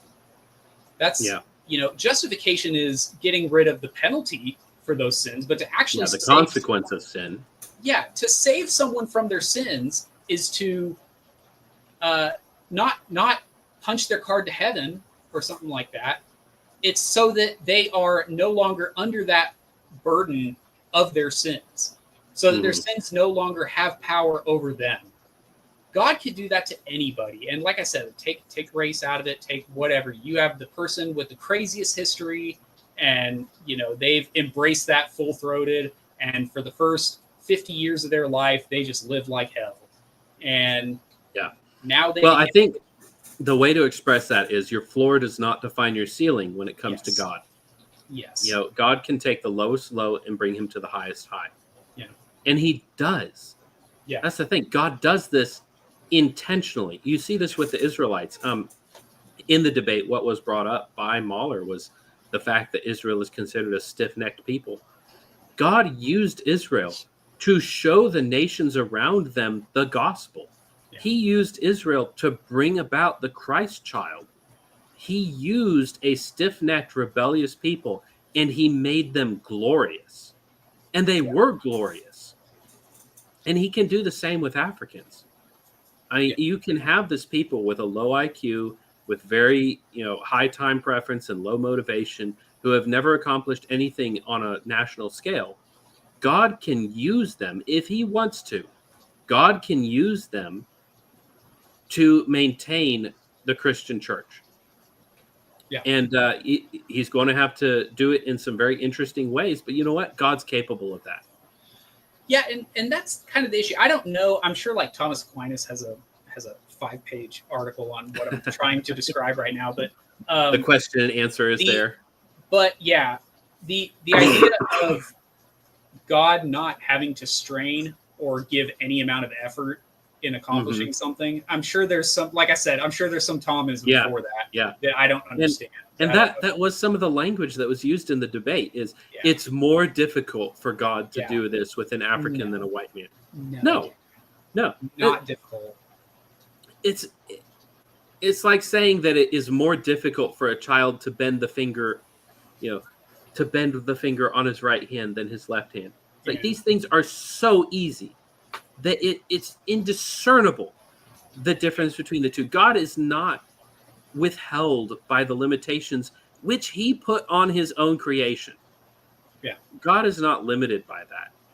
It's like and maybe someone who actually spends time in the gym might knows, but I always thought it was funny, like the little 5-pound weights that people put like on the bench. Like that's the difference. Like you couldn't bench this with another 10 pounds 5-pound on it. Like that was the difference, right? Like there's not a difference like that with God's sanctifying, because that's the power of the blood of Christ. That's what Christ. I know people are, oh, that's a justification thing. No, sanctification is part of that salvation process. Yes, sanctification and justification are both redemption. Yes, and Christ's blood redeems us.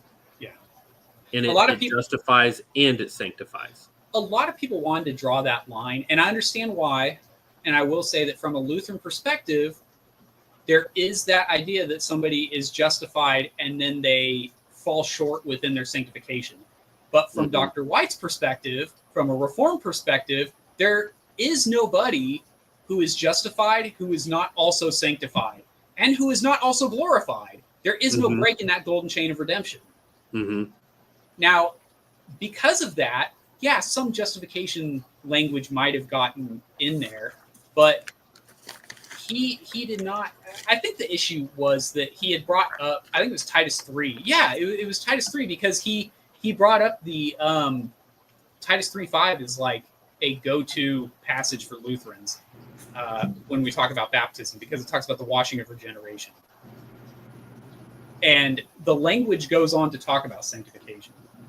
So this whole idea of like, oh, he was talking about justification, he was confusing categories. That's not true. From Reformed theology perspective, that process is unbreakable. God doesn't even bother to justify people who he then goes on to fully sanctify and glorify. In Lutheran theology, yeah, there's the, you're justified and then you fall away, or you're justified and you're sanctified for a bit and then you fall away and make shipwreck of the faith and all that. I get that. But I don't think that, even from a practical perspective, that's what was so crazy about like the idea of like your floor determines your ceiling, as you said. That even just my own anecdotal evidence, like we all know a guy in church. You've probably seen it in Baptist circles than I've ever seen it in like Lutheran circles, but we all know that guy in the church who's like tatted from head to toe. Like he's just like illustrated man tatted.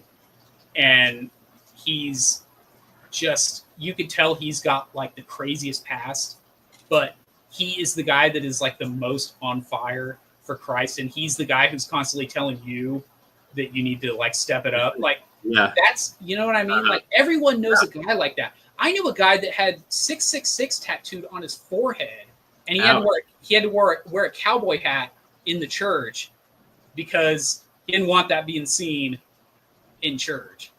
Like, but that guy was like the most on fire, and he was bringing, like, he basically turned around his whole family, brought in all these kids into the church. It actually became a whole thing. Like the rich people didn't like that those were who they were reaching, but that was a whole other issue. But yeah, these guys that and even in scripture, like I had to look this up because I was like, man, where is this at? It's in Luke somewhere, where Christ says that this person loved much because they were forgiven much. And there is that aspect within the salvation process that the people who have been brought from the deepest depths have the most appreciation and often take the most advantage of that opportunity.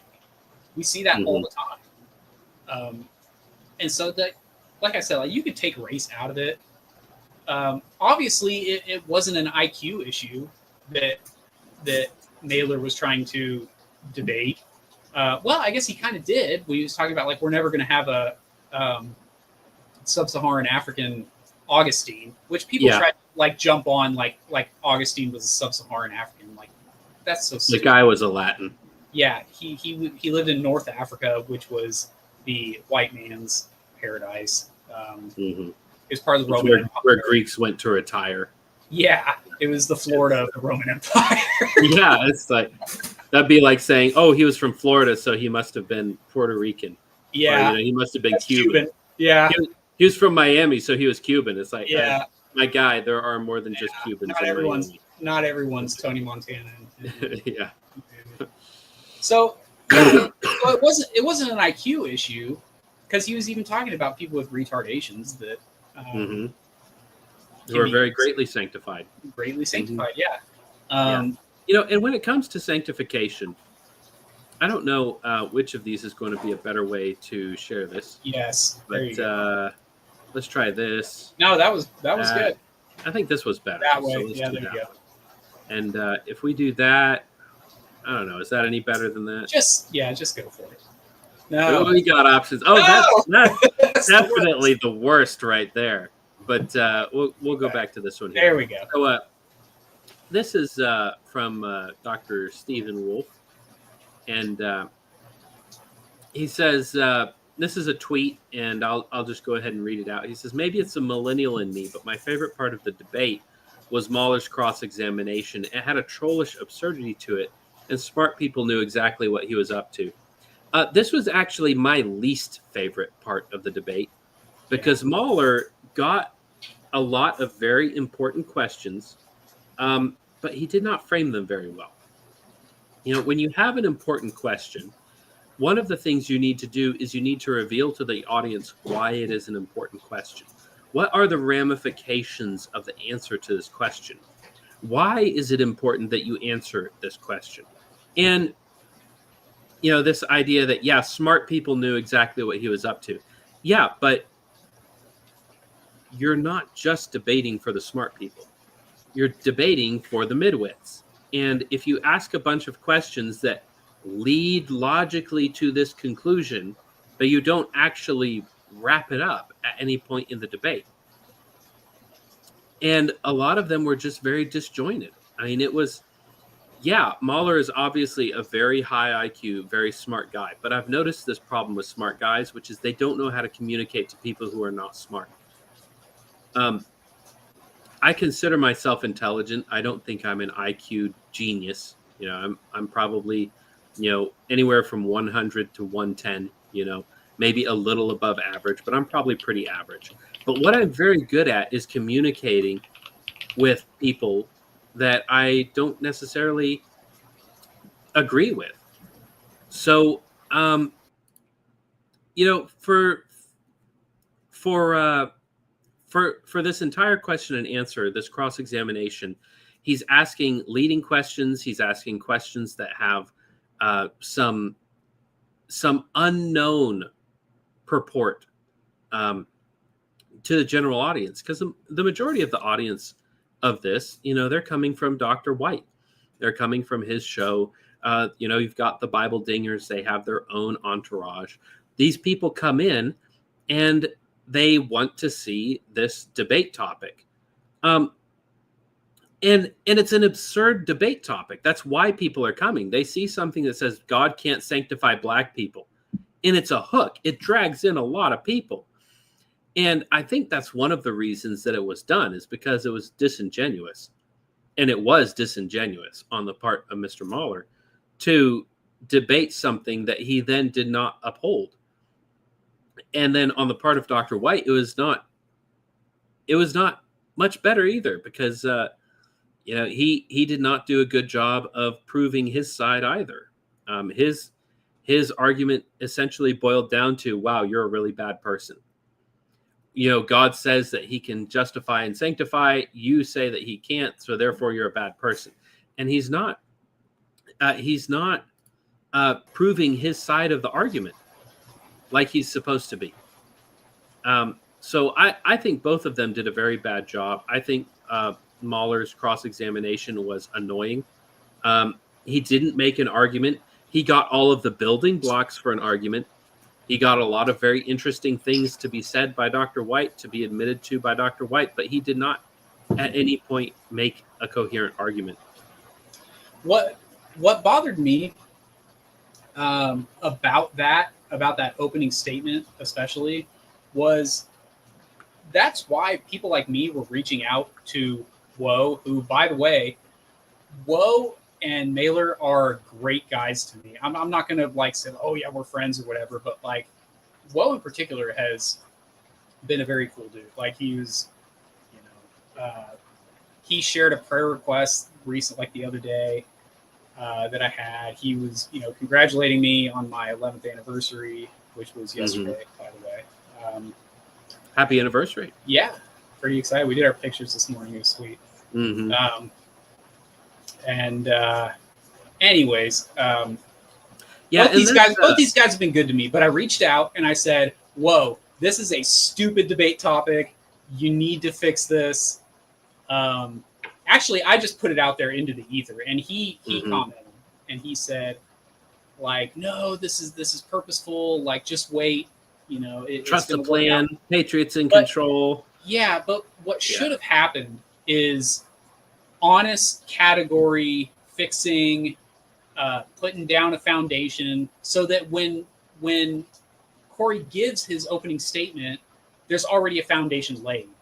Mm-hmm. And this is why I always say that the only time that formal debate should ever happen is after both sides have tried to get through to each other. They can't come to an agreement. And now all they're doing at that point is presenting their case to everyone else. Mm-hmm. That's the only reason that a formal modified debate should ever happen, is after all that happened. And I felt like they kind of wanted to keep their cards close to the chest and have this surprise attack. Like I said, it's both sides were disingenuous. Yeah. Because Mahler proposed something that he didn't ultimately end up defending because it was insane. And Dr. White came in, and his argument was tantamount to, you're a bad person because I feel like it. And it was not well done by either side. I mean, it was far too emotional. The biblical foundation for it was not very well excavated. And I think it's derivative of the fact that it was a bad topic, which is what Stephen Wolf says in this next part of the tweet here. He says, and to be clear, I'm not on either side of the question, mainly because I don't think sanctification is a quantifiable thing, nor do I think that human faculties set limits on sanctification. At the same time, I would deny thinking that grace eliminates certain fixed capacities. He later said that thank was accidentally put there, so you could read it. At the same time, I would deny that grace eliminates certain fixed capacities in individuals and groups, and originally, whatever proclivities arise from them. Basically, I don't think the question was a good one. Yeah, and that's my takeaway from this, is sanctification is not quantifiable and comparable. If you get two guys who are measuring their sanctification, whipping out the tape measure, seeing who's bigger, then they're not sanctified. Okay. If that's what you think is so important, then there's something definitely lacking in your Christianity, because that is not how Christians behave, because these things are not comparable. You can't compare yourself to others in that way, because these things are different for every single person. Your sanctification looks different than my sanctification, looks different than my wife's or my child's. And yes, there are similarities, and there are certain things that will be universal across the board, but these things are all going to be different. And he says, I would deny that grace eliminates certain fixed capacities in individuals. So like a retarded individual who becomes a Christian is not going to unbecome retarded. We had a wonderful retarded man in our church for many, many, many years. He was retarded all his life, born that way. And I only knew him as an old man, and I was a child, but I was kind of his babysitter on Sundays. He would come sit with our family. And my brothers and I would make sure that, excuse me, would make sure that he wasn't getting into trouble. But he had a very surface level understanding of Christianity. But you know what I absolutely believe is he was a Christian. His understanding was not, it was not highly theoretical. It was not deep theologically, but he was a true Christian. He was a good man. And if God can do that with a man who is extremely retarded, then he can do it with anyone. And, you can debate like, oh, well, these people are low IQ or they've never amounted to anything societally. God saves who he wants to save, and he does with them what he wants. Yeah. And trying to quantify and say, well, they're not as good a Christian as so-and-so over here, is unloving and untrue, because God will do what he wants to. Now, if you want to make a debate topic on God is using the European man to further his church, and he doesn't seem to be doing that in Africa, that's a moment in time. And that's talking about available evidences. that's a very different subject from what God can do. That's about what God is doing. And God can do whatever he wants with whomever he wants, but what God is doing is a very different thing. So it's it was a bad topic. Yeah. It was a bad topic from the very beginning. And you and I on Facebook and Twitter were saying as much. You know, and in the group chats. I Yeah, mean, and in the group we chat. said we said other things in the group chats that I'm not going to put out here. Don't worry, but Mhm.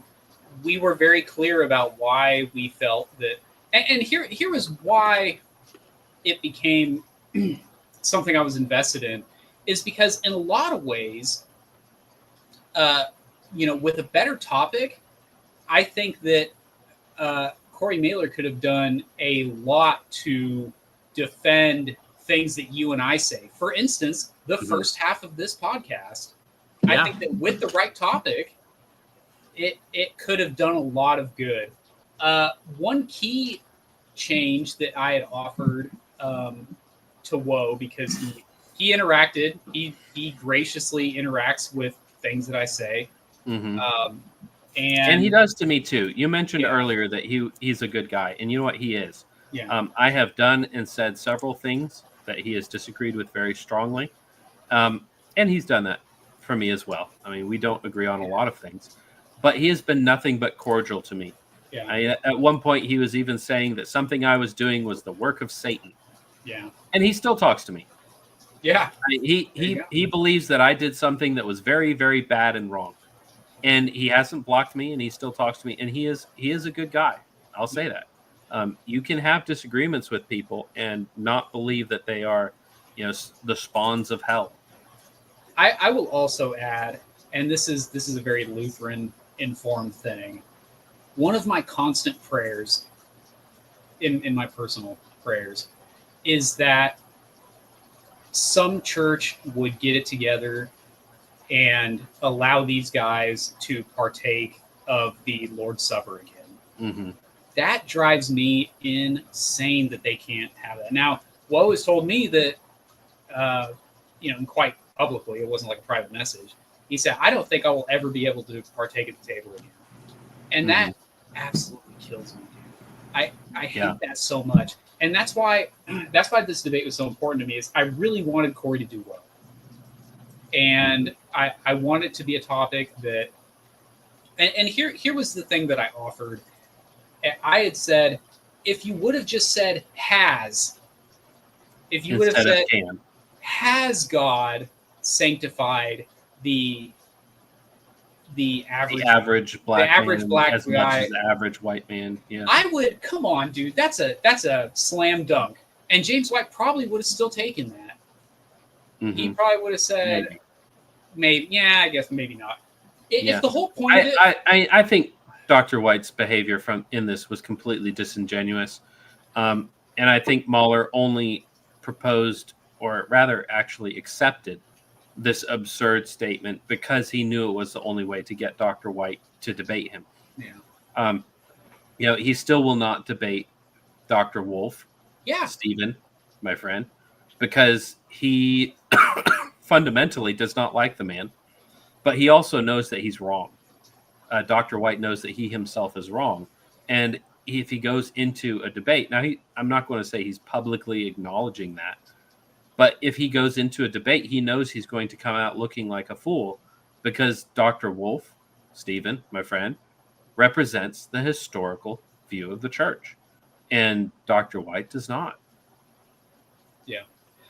Yeah, and so anyways, something I did want to say on this topic of the debate is, you all heard the first half of this, that essentially God has not sanctified the average black man as much as the average white man.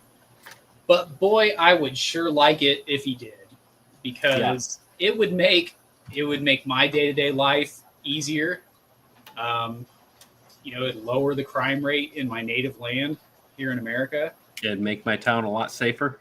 Yeah, I would absolutely love if God did a huge work in the You said you'd be okay. Yeah. So I will address this right away. Okay. John Carter says, "Hold on. You said you agreed that sanctification isn't quantifiable or comparable, but then said that you'd be okay with the question: Has God sanctified us to become God?" I think that the reason that that's different is because I'm not about one guy at that point. We're talking about a group. Like you would have to change more than just that. It would be, has God sanctified this group of people? You can see sanctification. You can see the work of God moving in a group of people, but you cannot necessarily say this person is more sanctified because of, I saw this thing. Now I will say, as far as sanctification goes, something that I don't know if everyone is on board with this, but it is the Lutheran idea of the image of God. The Imago Dei is very defined within the Lutheran confessions, specifically off the top of my head in the argument. What is it called? Oh, the defense of the Augsburg Confession. That's the one. It is the second confession. It is a response to Rome's response to the Augsburg Confession. Mm-hmm. It's very, very long, I want to say it's the longest one that we have. I like this comment by Z. You can't count units of sanctification, but you can see a large amount versus a small amount. That's really what we're trying to say. And in the Lutheran doctrine of the Imago Dei, what we are saying there is that we lose the image of God in the fall, some amount of it. We retain some amount, we lose some amount, but we regain that amount lost as we are conformed to the image of Christ. As you are sanctified.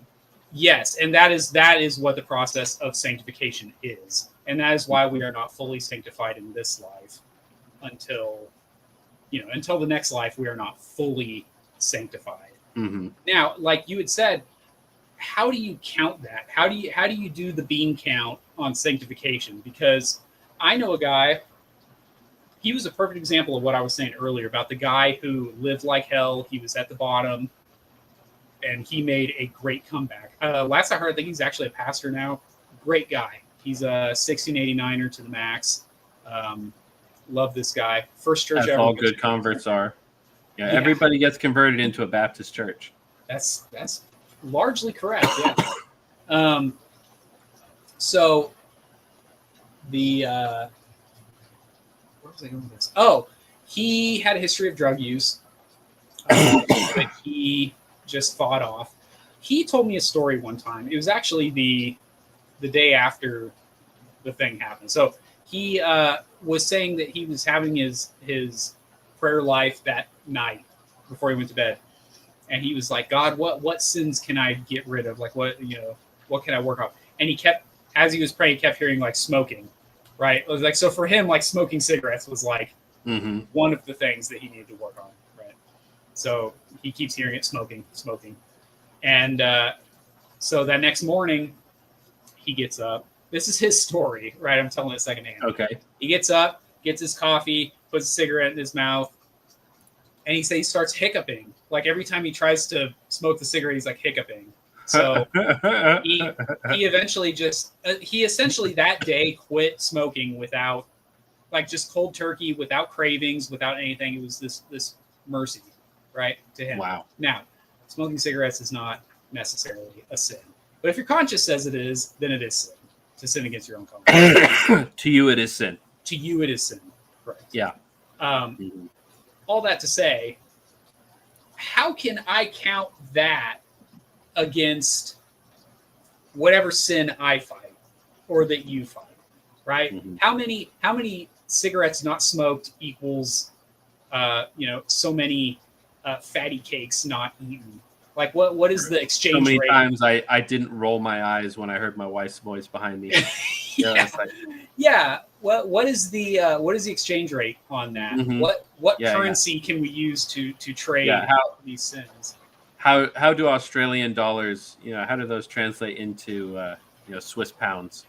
Right. Well, the answer is that's not quantifiable. Yeah. All right, let's get back into the comments. So Alex Oliar on the previous topic, he says, I'll pass you guys some information to better inform what I'm saying. I don't fully believe this is the difference, but it's an important steel man. Yeah, I've heard this argument, not just from you. Trust me, you're not the first, and it's still as weak as ever. And I know that's not a reflection on you. This is a very common argument, but it's just if you look at Africa as a continent, it is paradise. And you'll have some people on the one hand saying, well, the reason Africans never developed is because Africa is a harsh environment. And then you'll have people on the other hand saying, well, the reasons they never evolved beyond primate is because they lived in a land that put no holds on them. And as a Christian, I reject both of those. I say that Africans are degenerated to the point that they are, not that they failed to evolve upwards, but that they descended downward, and that the cause of that is a curse from their own father. Yellow Moth, it was the movie Congo. It's a great B movie. It sounds fun. Yes, Mike Crichton. Can I just say real quick, I need to give Michael Crichton another chance because I am a huge. What did he write? Because I think I've read something. He wrote Jurassic Park. I'm going to say now, I am a huge Jurassic Park fan. This here that I keep right here. Or the book? This is the insert of cool. that was in the VHS of The Lost World. That's pretty cool, right? That is awesome. I love it. Dude, you remember in like the late 90s, early thousands when like the 3D things were everywhere? Yes. And they were so cool. So that's what that is. You'd rub them with your fingers and you get that this one texture on it. This one is also one, but this is Robert E. Lee. Oh, with my favorite. You have to go up and down. Robert E. Lee quote here. That is so cool. There's 3 different things on that one. Yeah, he says, awesome. It is well that war is so terrible, lest we should be fond of it. Yeah. A great quote from a Very great true. man. Anyways, I was a huge Jurassic Park movie fan. When I was in, 6th grade, I decided to read the books. And I was like, not really my thing. But that Jurassic Park, the first Jurassic Park remains my favorite movie of all time. And I kind of got burnt out. I read some other Michael Crichton thing that was like about his time in college. It wasn't exactly fiction. It had something to do with his time as a doctor, and they were like hiding materials from each other, and it was a whole thing. I don't know. Anyways, I should give him another chance. I've been told by, I think Bendel Wary, our buddy on Twitter, has also said that I need to give Michael Crichton another chance, and I really should. So maybe if anyone in the chat wants to recommend my next Michael Crichton book. Well, I read his book Jurassic Park, the first one. I read the first and I have never seen the movie actually. No way! Yeah. Oh, dude! I've seen lots of scenes of it. I saw actually a big portion of it on German television back in the day, and it was highly edited.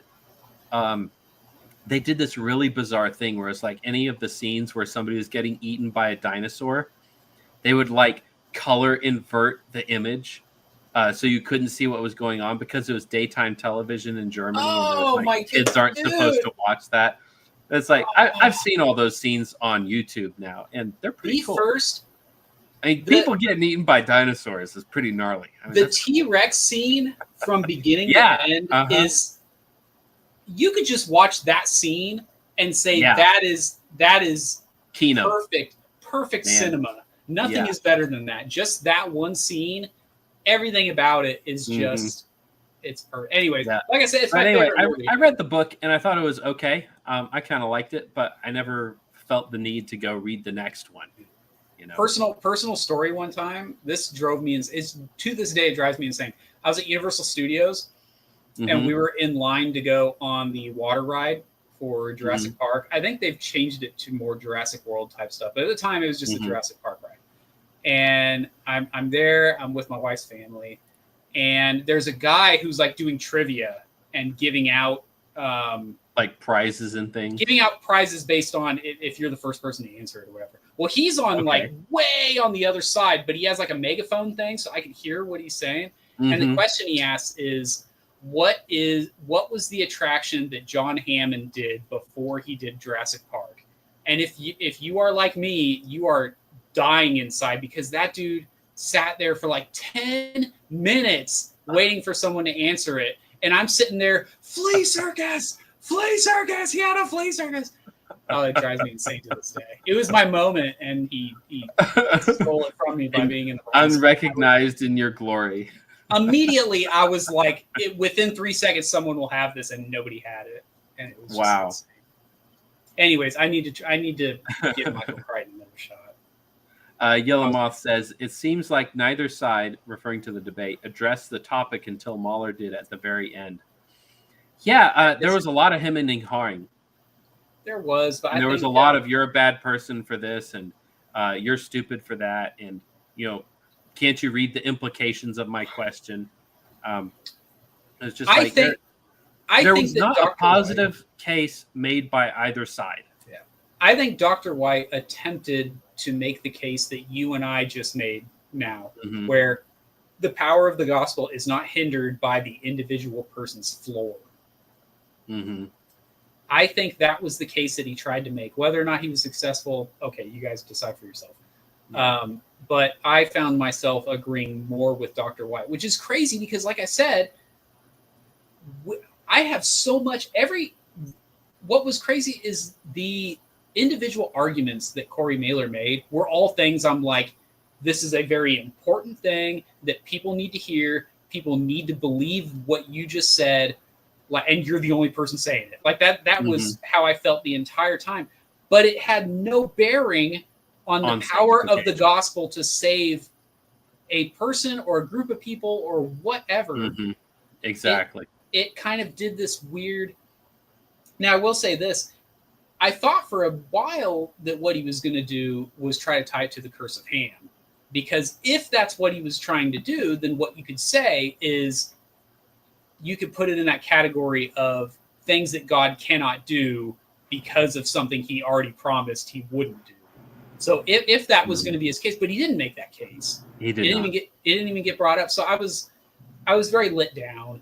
I like I said, I probably am closer to agreeing with Mahler on very, very similar debate topics, but not the can God, because the whole point of the gospel is God can save the worst of sinners to the uttermost. To the uttermost, exactly. Not just within their physical means or whatever genetic things they inherit.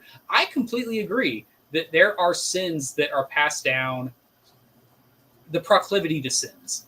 Yeah, the Old Testament talks about this. The sins of the father passed down to the generations. But then he also, what does he say immediately after that? Yeah. Off the top of my head, it's mercy God to thousands. His mercy to the thousands of generations Yeah. of the children of those who love him.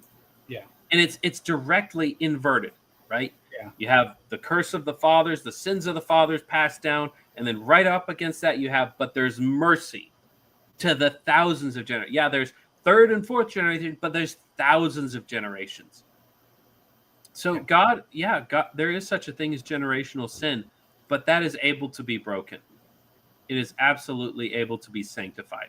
And I think that if anyone was to clip something of I haven't been clipped yet, but like if someone were to clip this, that God can save anyone. Doesn't matter if they're red and yellow, black and white, all of the above. Doesn't matter what sins they committed. God can save anyone to the uttermost. Click that. Say that. And that is my desire to see that around the world. It would make my life easier just on a practical level. If every single minority in Fort Worth just, suddenly became a regenerate Christian. Yeah. If they all just saved and began the process of sanctification, within a year, I would no longer. Yes, and that's what people don't understand. Even on a selfish level, I would want to see that. But it's not just that level. I genuinely want to see as many people of every race come to Christ. And it's crazy that our guys, and you know what? Honestly, Corey Mahler has said the same. I had to defend Corey Mahler against somebody today who was trying to say that some guy was using the who's the guy from G3 with the big shoes, tiny man? Oh, Owen Strahan, yeah. Strong, Strawn, whatever. Sheehan. I always think of Michael Strahan. Yeah. Oh, dude, I just thought of a good meme. Anyways, Put it in the group chat. We'll make it. I will. Yeah, we'll have to make that one. It's a Snickers. Anyways, he was trying to say, he was using the Owen Strahan, whatever, quote of God doesn't love just a merely white church. He loves the global church, whatever. And I told the guy, I said, nobody disagrees with that.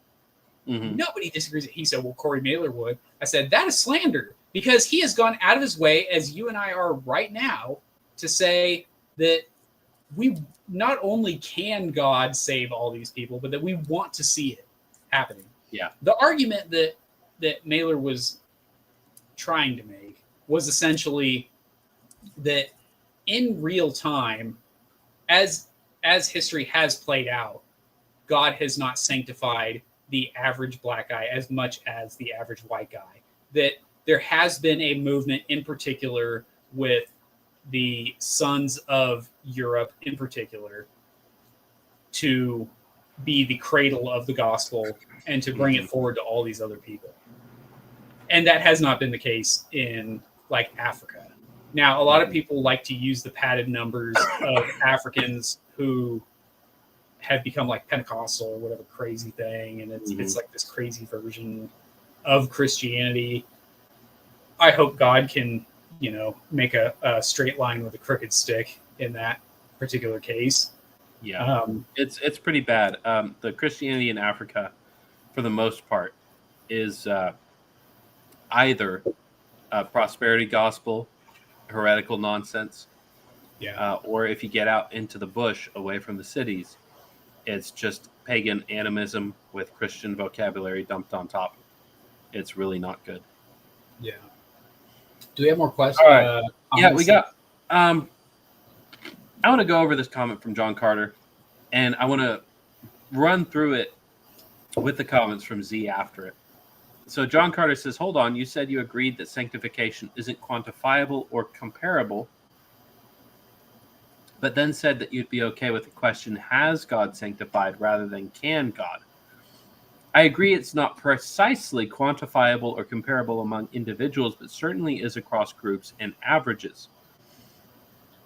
And Z has a very good response here. He says, that is probably the difference between countable and measurable. You can't count units of sanctification, but you can see a large amount versus a small amount.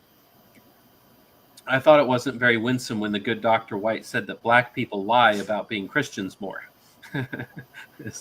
Okay, so that's a different thought, but he did kind of infer that. But getting back to the idea of counting the units of sanctification, you can see patterns in groups, and you can look into Africa like we just did and say, yeah, the church there is not very healthy. But that isn't the same thing as saying that God can or doesn't sanctify black people, because you're looking at that group as a group and saying they aren't sanctified. That's an on-off switch, right?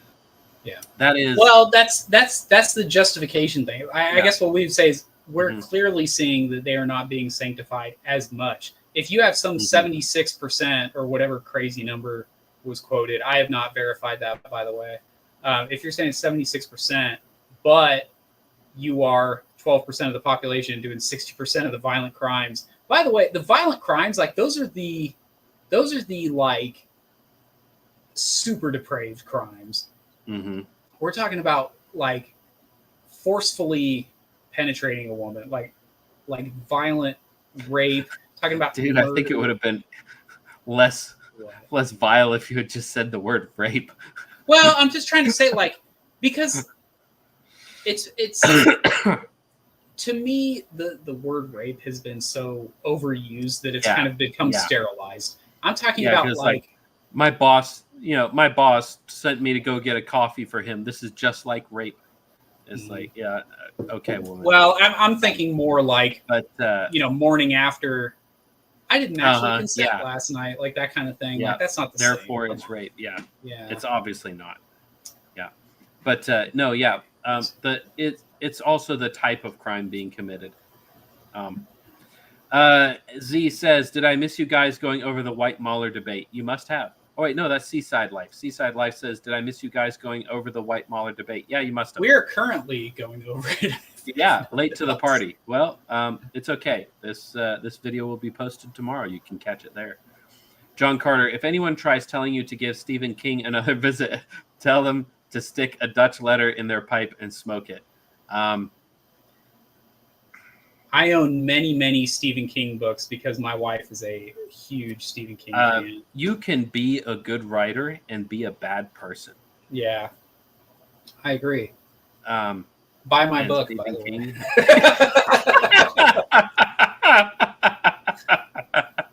You can also be a good person and a bad writer. This is neither of them. He is neither of these. Yeah. Sean is a good guy and a good writer. I'm just bad all around. He's just a bad dude. He's a bad dude. Z says the Christmas movie. Not sure of the context there. Yeah. Z says, I would have guessed that the Christmas movie, but I guess that wasn't the right answer. Talking about what did the professor do before Jurassic Park? I guess Miracle on 34th Street. I got He's you. Thinking of the actor. Yeah. Gotcha. Okay. No, he's talking about In-World. In-World. Sean would return to playing basketball with strangers in the street if Fort Worth was regenerated. How can you say that? I would not. Yeah. That's another. Can I just on this note? A lot of people, when we talk about like mass repatriation or essentially like the idea of like deport, like by God we'll have our home again, that kind of thing. Mm-hmm. The issue is not whether or not these people are Christians. The issue is whether or not they have a way of life that we want to partake in, or if they are compatible with our way of life. You can be a completely Christian, like truly regenerated, very much sanctified person, and life would just be easier in America without you. It's possible, right? Yeah. Like it's not like as we conform to the image of Christ, we conform to the image of the ideal neighbor that I want to live with, and I want. Well, and the things voting in my elections and whatever. The things that make a good neighbor in Belgium are not the same traits that make a good neighbor in Zululand. Yeah. There I are would not be a behaviors. good neighbor. I would not be a good neighbor in Germany. I lived in Germany for a bit. I was on post, so I wasn't like actually somebody's neighbor. But I could just tell that I was not super welcome when I was in Germany. Like there was a way about Americans are boisterous. It's not only that. Okay, we lived on the economy in Germany when I was a kid. Yeah. And it's little things. Like it gets above freezing just enough to where the propane in your propane tank in your gas grill in the back gets enough to where you can cook food. And my dad would be out there grilling because he's a Texan, right? It's like it's warm enough to grill. I'm going to grill. It is physically possible to grill. I'm going to grill some meat. So he'd be out there in the freezing weather grilling, and the Germans would come out and they'd be like, "Who is grilling in the wintertime? This is not a wintertime activity. You grill during the summertime. You're doing this out of season." And they would be a bit miffed about it. And then, we had a front porch light that we would leave on at night. And we would have people come and knock on our door and say, "Hey, your light's on." Yeah. Like we sorry, didn't know. sorry, we're Yeah. used to living Hey, around blacks. Hey, hey, your light's on. Turn your light off. And my dad's like, "Well, what's the purpose of a night light next to your front door if it's not so that you can see the ground outside your front door?" It's like, no, that's not what a night light is for. The night light is for when you're leaving and coming. You know, when you have people coming to your house and leaving from your house so that they can see their way to the walking path, which will not be lit. And they will walk home without flashlights with their night eyes on. And it's a very different idea from what Americans have. You know, we carry flashlights in our pockets. It's like, oh, if I'm going outside to drop something in the outside freezer, which is another thing Germans don't have. We had one in our garage. We had a freezer, an outside freezer. But, you know, if I'm going to put something in the outside freezer, I take a flashlight with me for the 20 feet from my front door to my shop door so I don't step on something. Because I leave things in the yard, which also would make me a bad neighbor. It's so crazy. Yeah. Seaside Life. I'm not sure what I think of the curse of Ham, African's comparison thing. However, Christ said, "You will know a tree by its fruit." Black America reminds me of Joseph Kony types in Africa. Well, the behavior is uncanny. Let's just leave it at that. I will say this. I will say this also. Let's say for the sake of the discussion that I believe that the curse of Ham applies to only sub-Saharan Africans, or something, or that it does cover sub-Saharan Africans, right? Mm-hmm. I have a hard time believing that Christ cannot overcome a curse, even if he's the one who initially gave the curse. He became the curse for us. Yeah, it's Right. it's one of those things where I can fully agree with something like that there is this generational curse because they were like eating each other or worshiping demons, whatever crazy history Africa actually has. But Christ can lift those curses. Like I think that's the issue, is that not that Corey Mailer doesn't agree with that statement, but that it's not emphasized enough. That the emphasis is on the curse and the history and all this stuff, instead of what could Christ do if Christ truly wanted to move. I mean, it would be overnight. I mean, you hear these stories about, I mean, you want to talk about how bad Africans are. Wait till you hear some stories out of Islam. Goodness, there's some well, inbred idiots, but also like some evil geniuses within Islam and Islamic nation. And that's another thing too, is people like to talk about the IQ question. If you have a high IQ and you're an evil person, all that does is make you a very capable bad person. Yeah. It doesn't make you a good person. It just makes you really good at being bad. Now, it might affect what types of crimes you commit. It might affect what types of bad behavior you participate in. But if you are an evil person, you will do evil things. Z says the 500 fist fights per hour in every school don't generally make it into the crime statistics. No, they don't. And they intentionally keep urban youth problems out of the crime statistics by putting them on, suspension and making them do this and that instead of actually prosecuting crimes that happen in school. John Carter, is there any population of Black Christians or African churches which aren't subsidized materially by white Christians? Are there any self-sufficient, or do they abandon the faith when the money dries up? I could not answer that question definitively, but I could say just by the law of averages, there's got to be at least one. I'm sure there are good Black African churches. Just because a thing is uncommon does not mean it doesn't exist. And I've never looked at the numbers. I don't even know if it's uncommon. There are a lot of Black people in Africa, and there are a lot of actual real Christians in Africa. So And it's probably just like the United States, where there are a lot of bad churches, but there's a couple good ones in there too. I'm sure the numbers are different there than here, but certain trends apply. Seaside Life, there's a movie from the late 80s called Lean on Me, exposing black violence. It's 2025. Nothing has changed. Correct. Nothing has changed. John Carter, it would actually be rematriation. Is that because they don't have fathers? Is that the joke? Like what? Or because they're going back to the motherland instead of the fatherland? I think it has something to do with, I'm not sure about what the joke that's being made here is, but I'm quite confident it is a joke. And so we'll just leave it at that.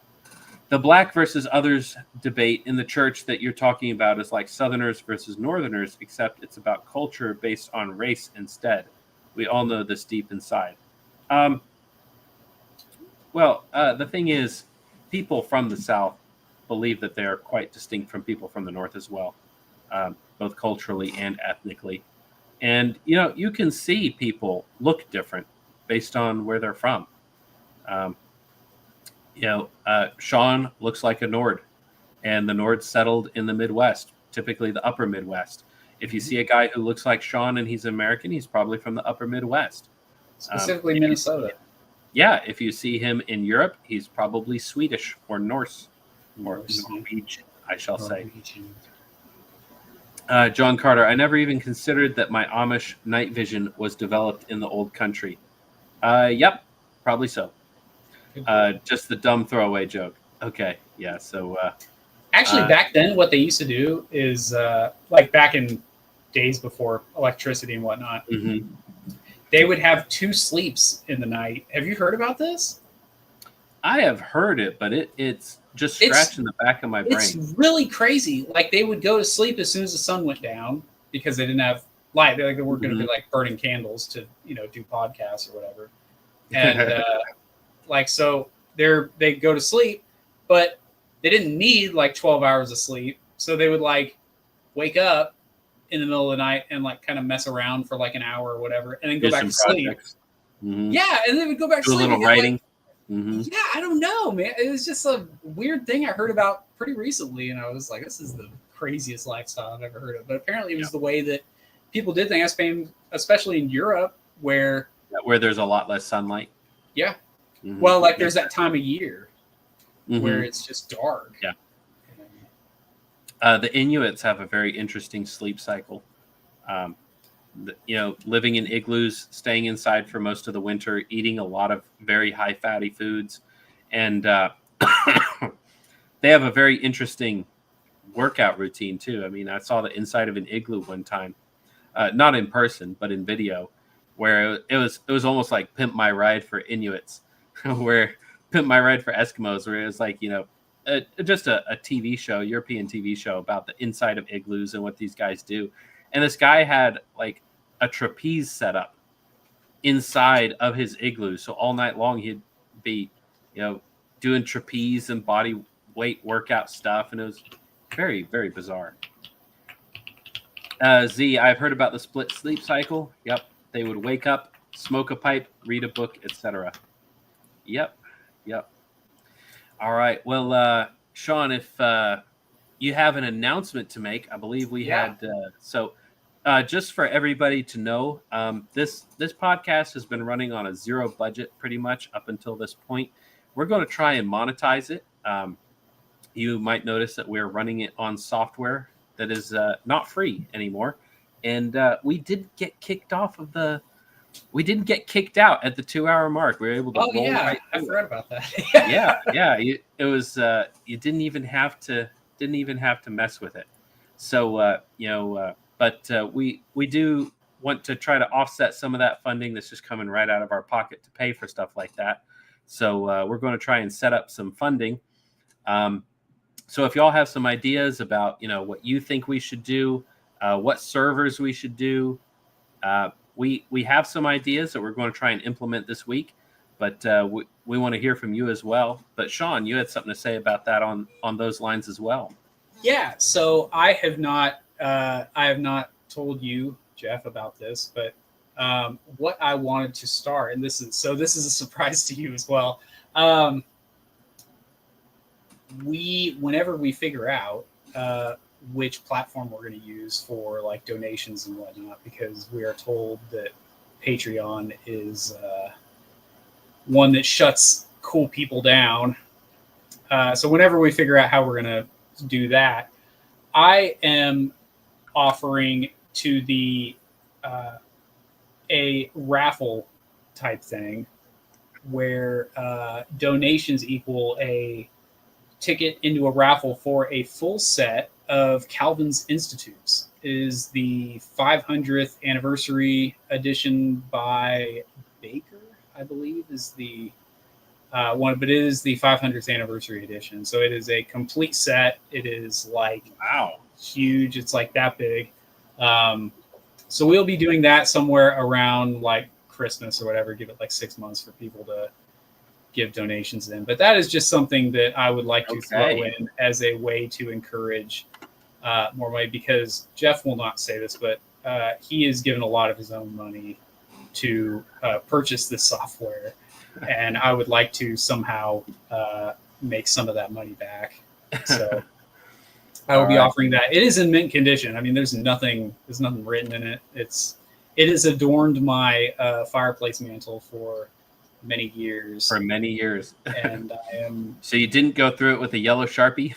No, I did. At one point I tried. I had made a point to read the entire Genesis commentary. I got pretty far. It's really good stuff, dude. Calvin's commentaries. A lot of Lutherans will just, he's so stupid, and blah, blah.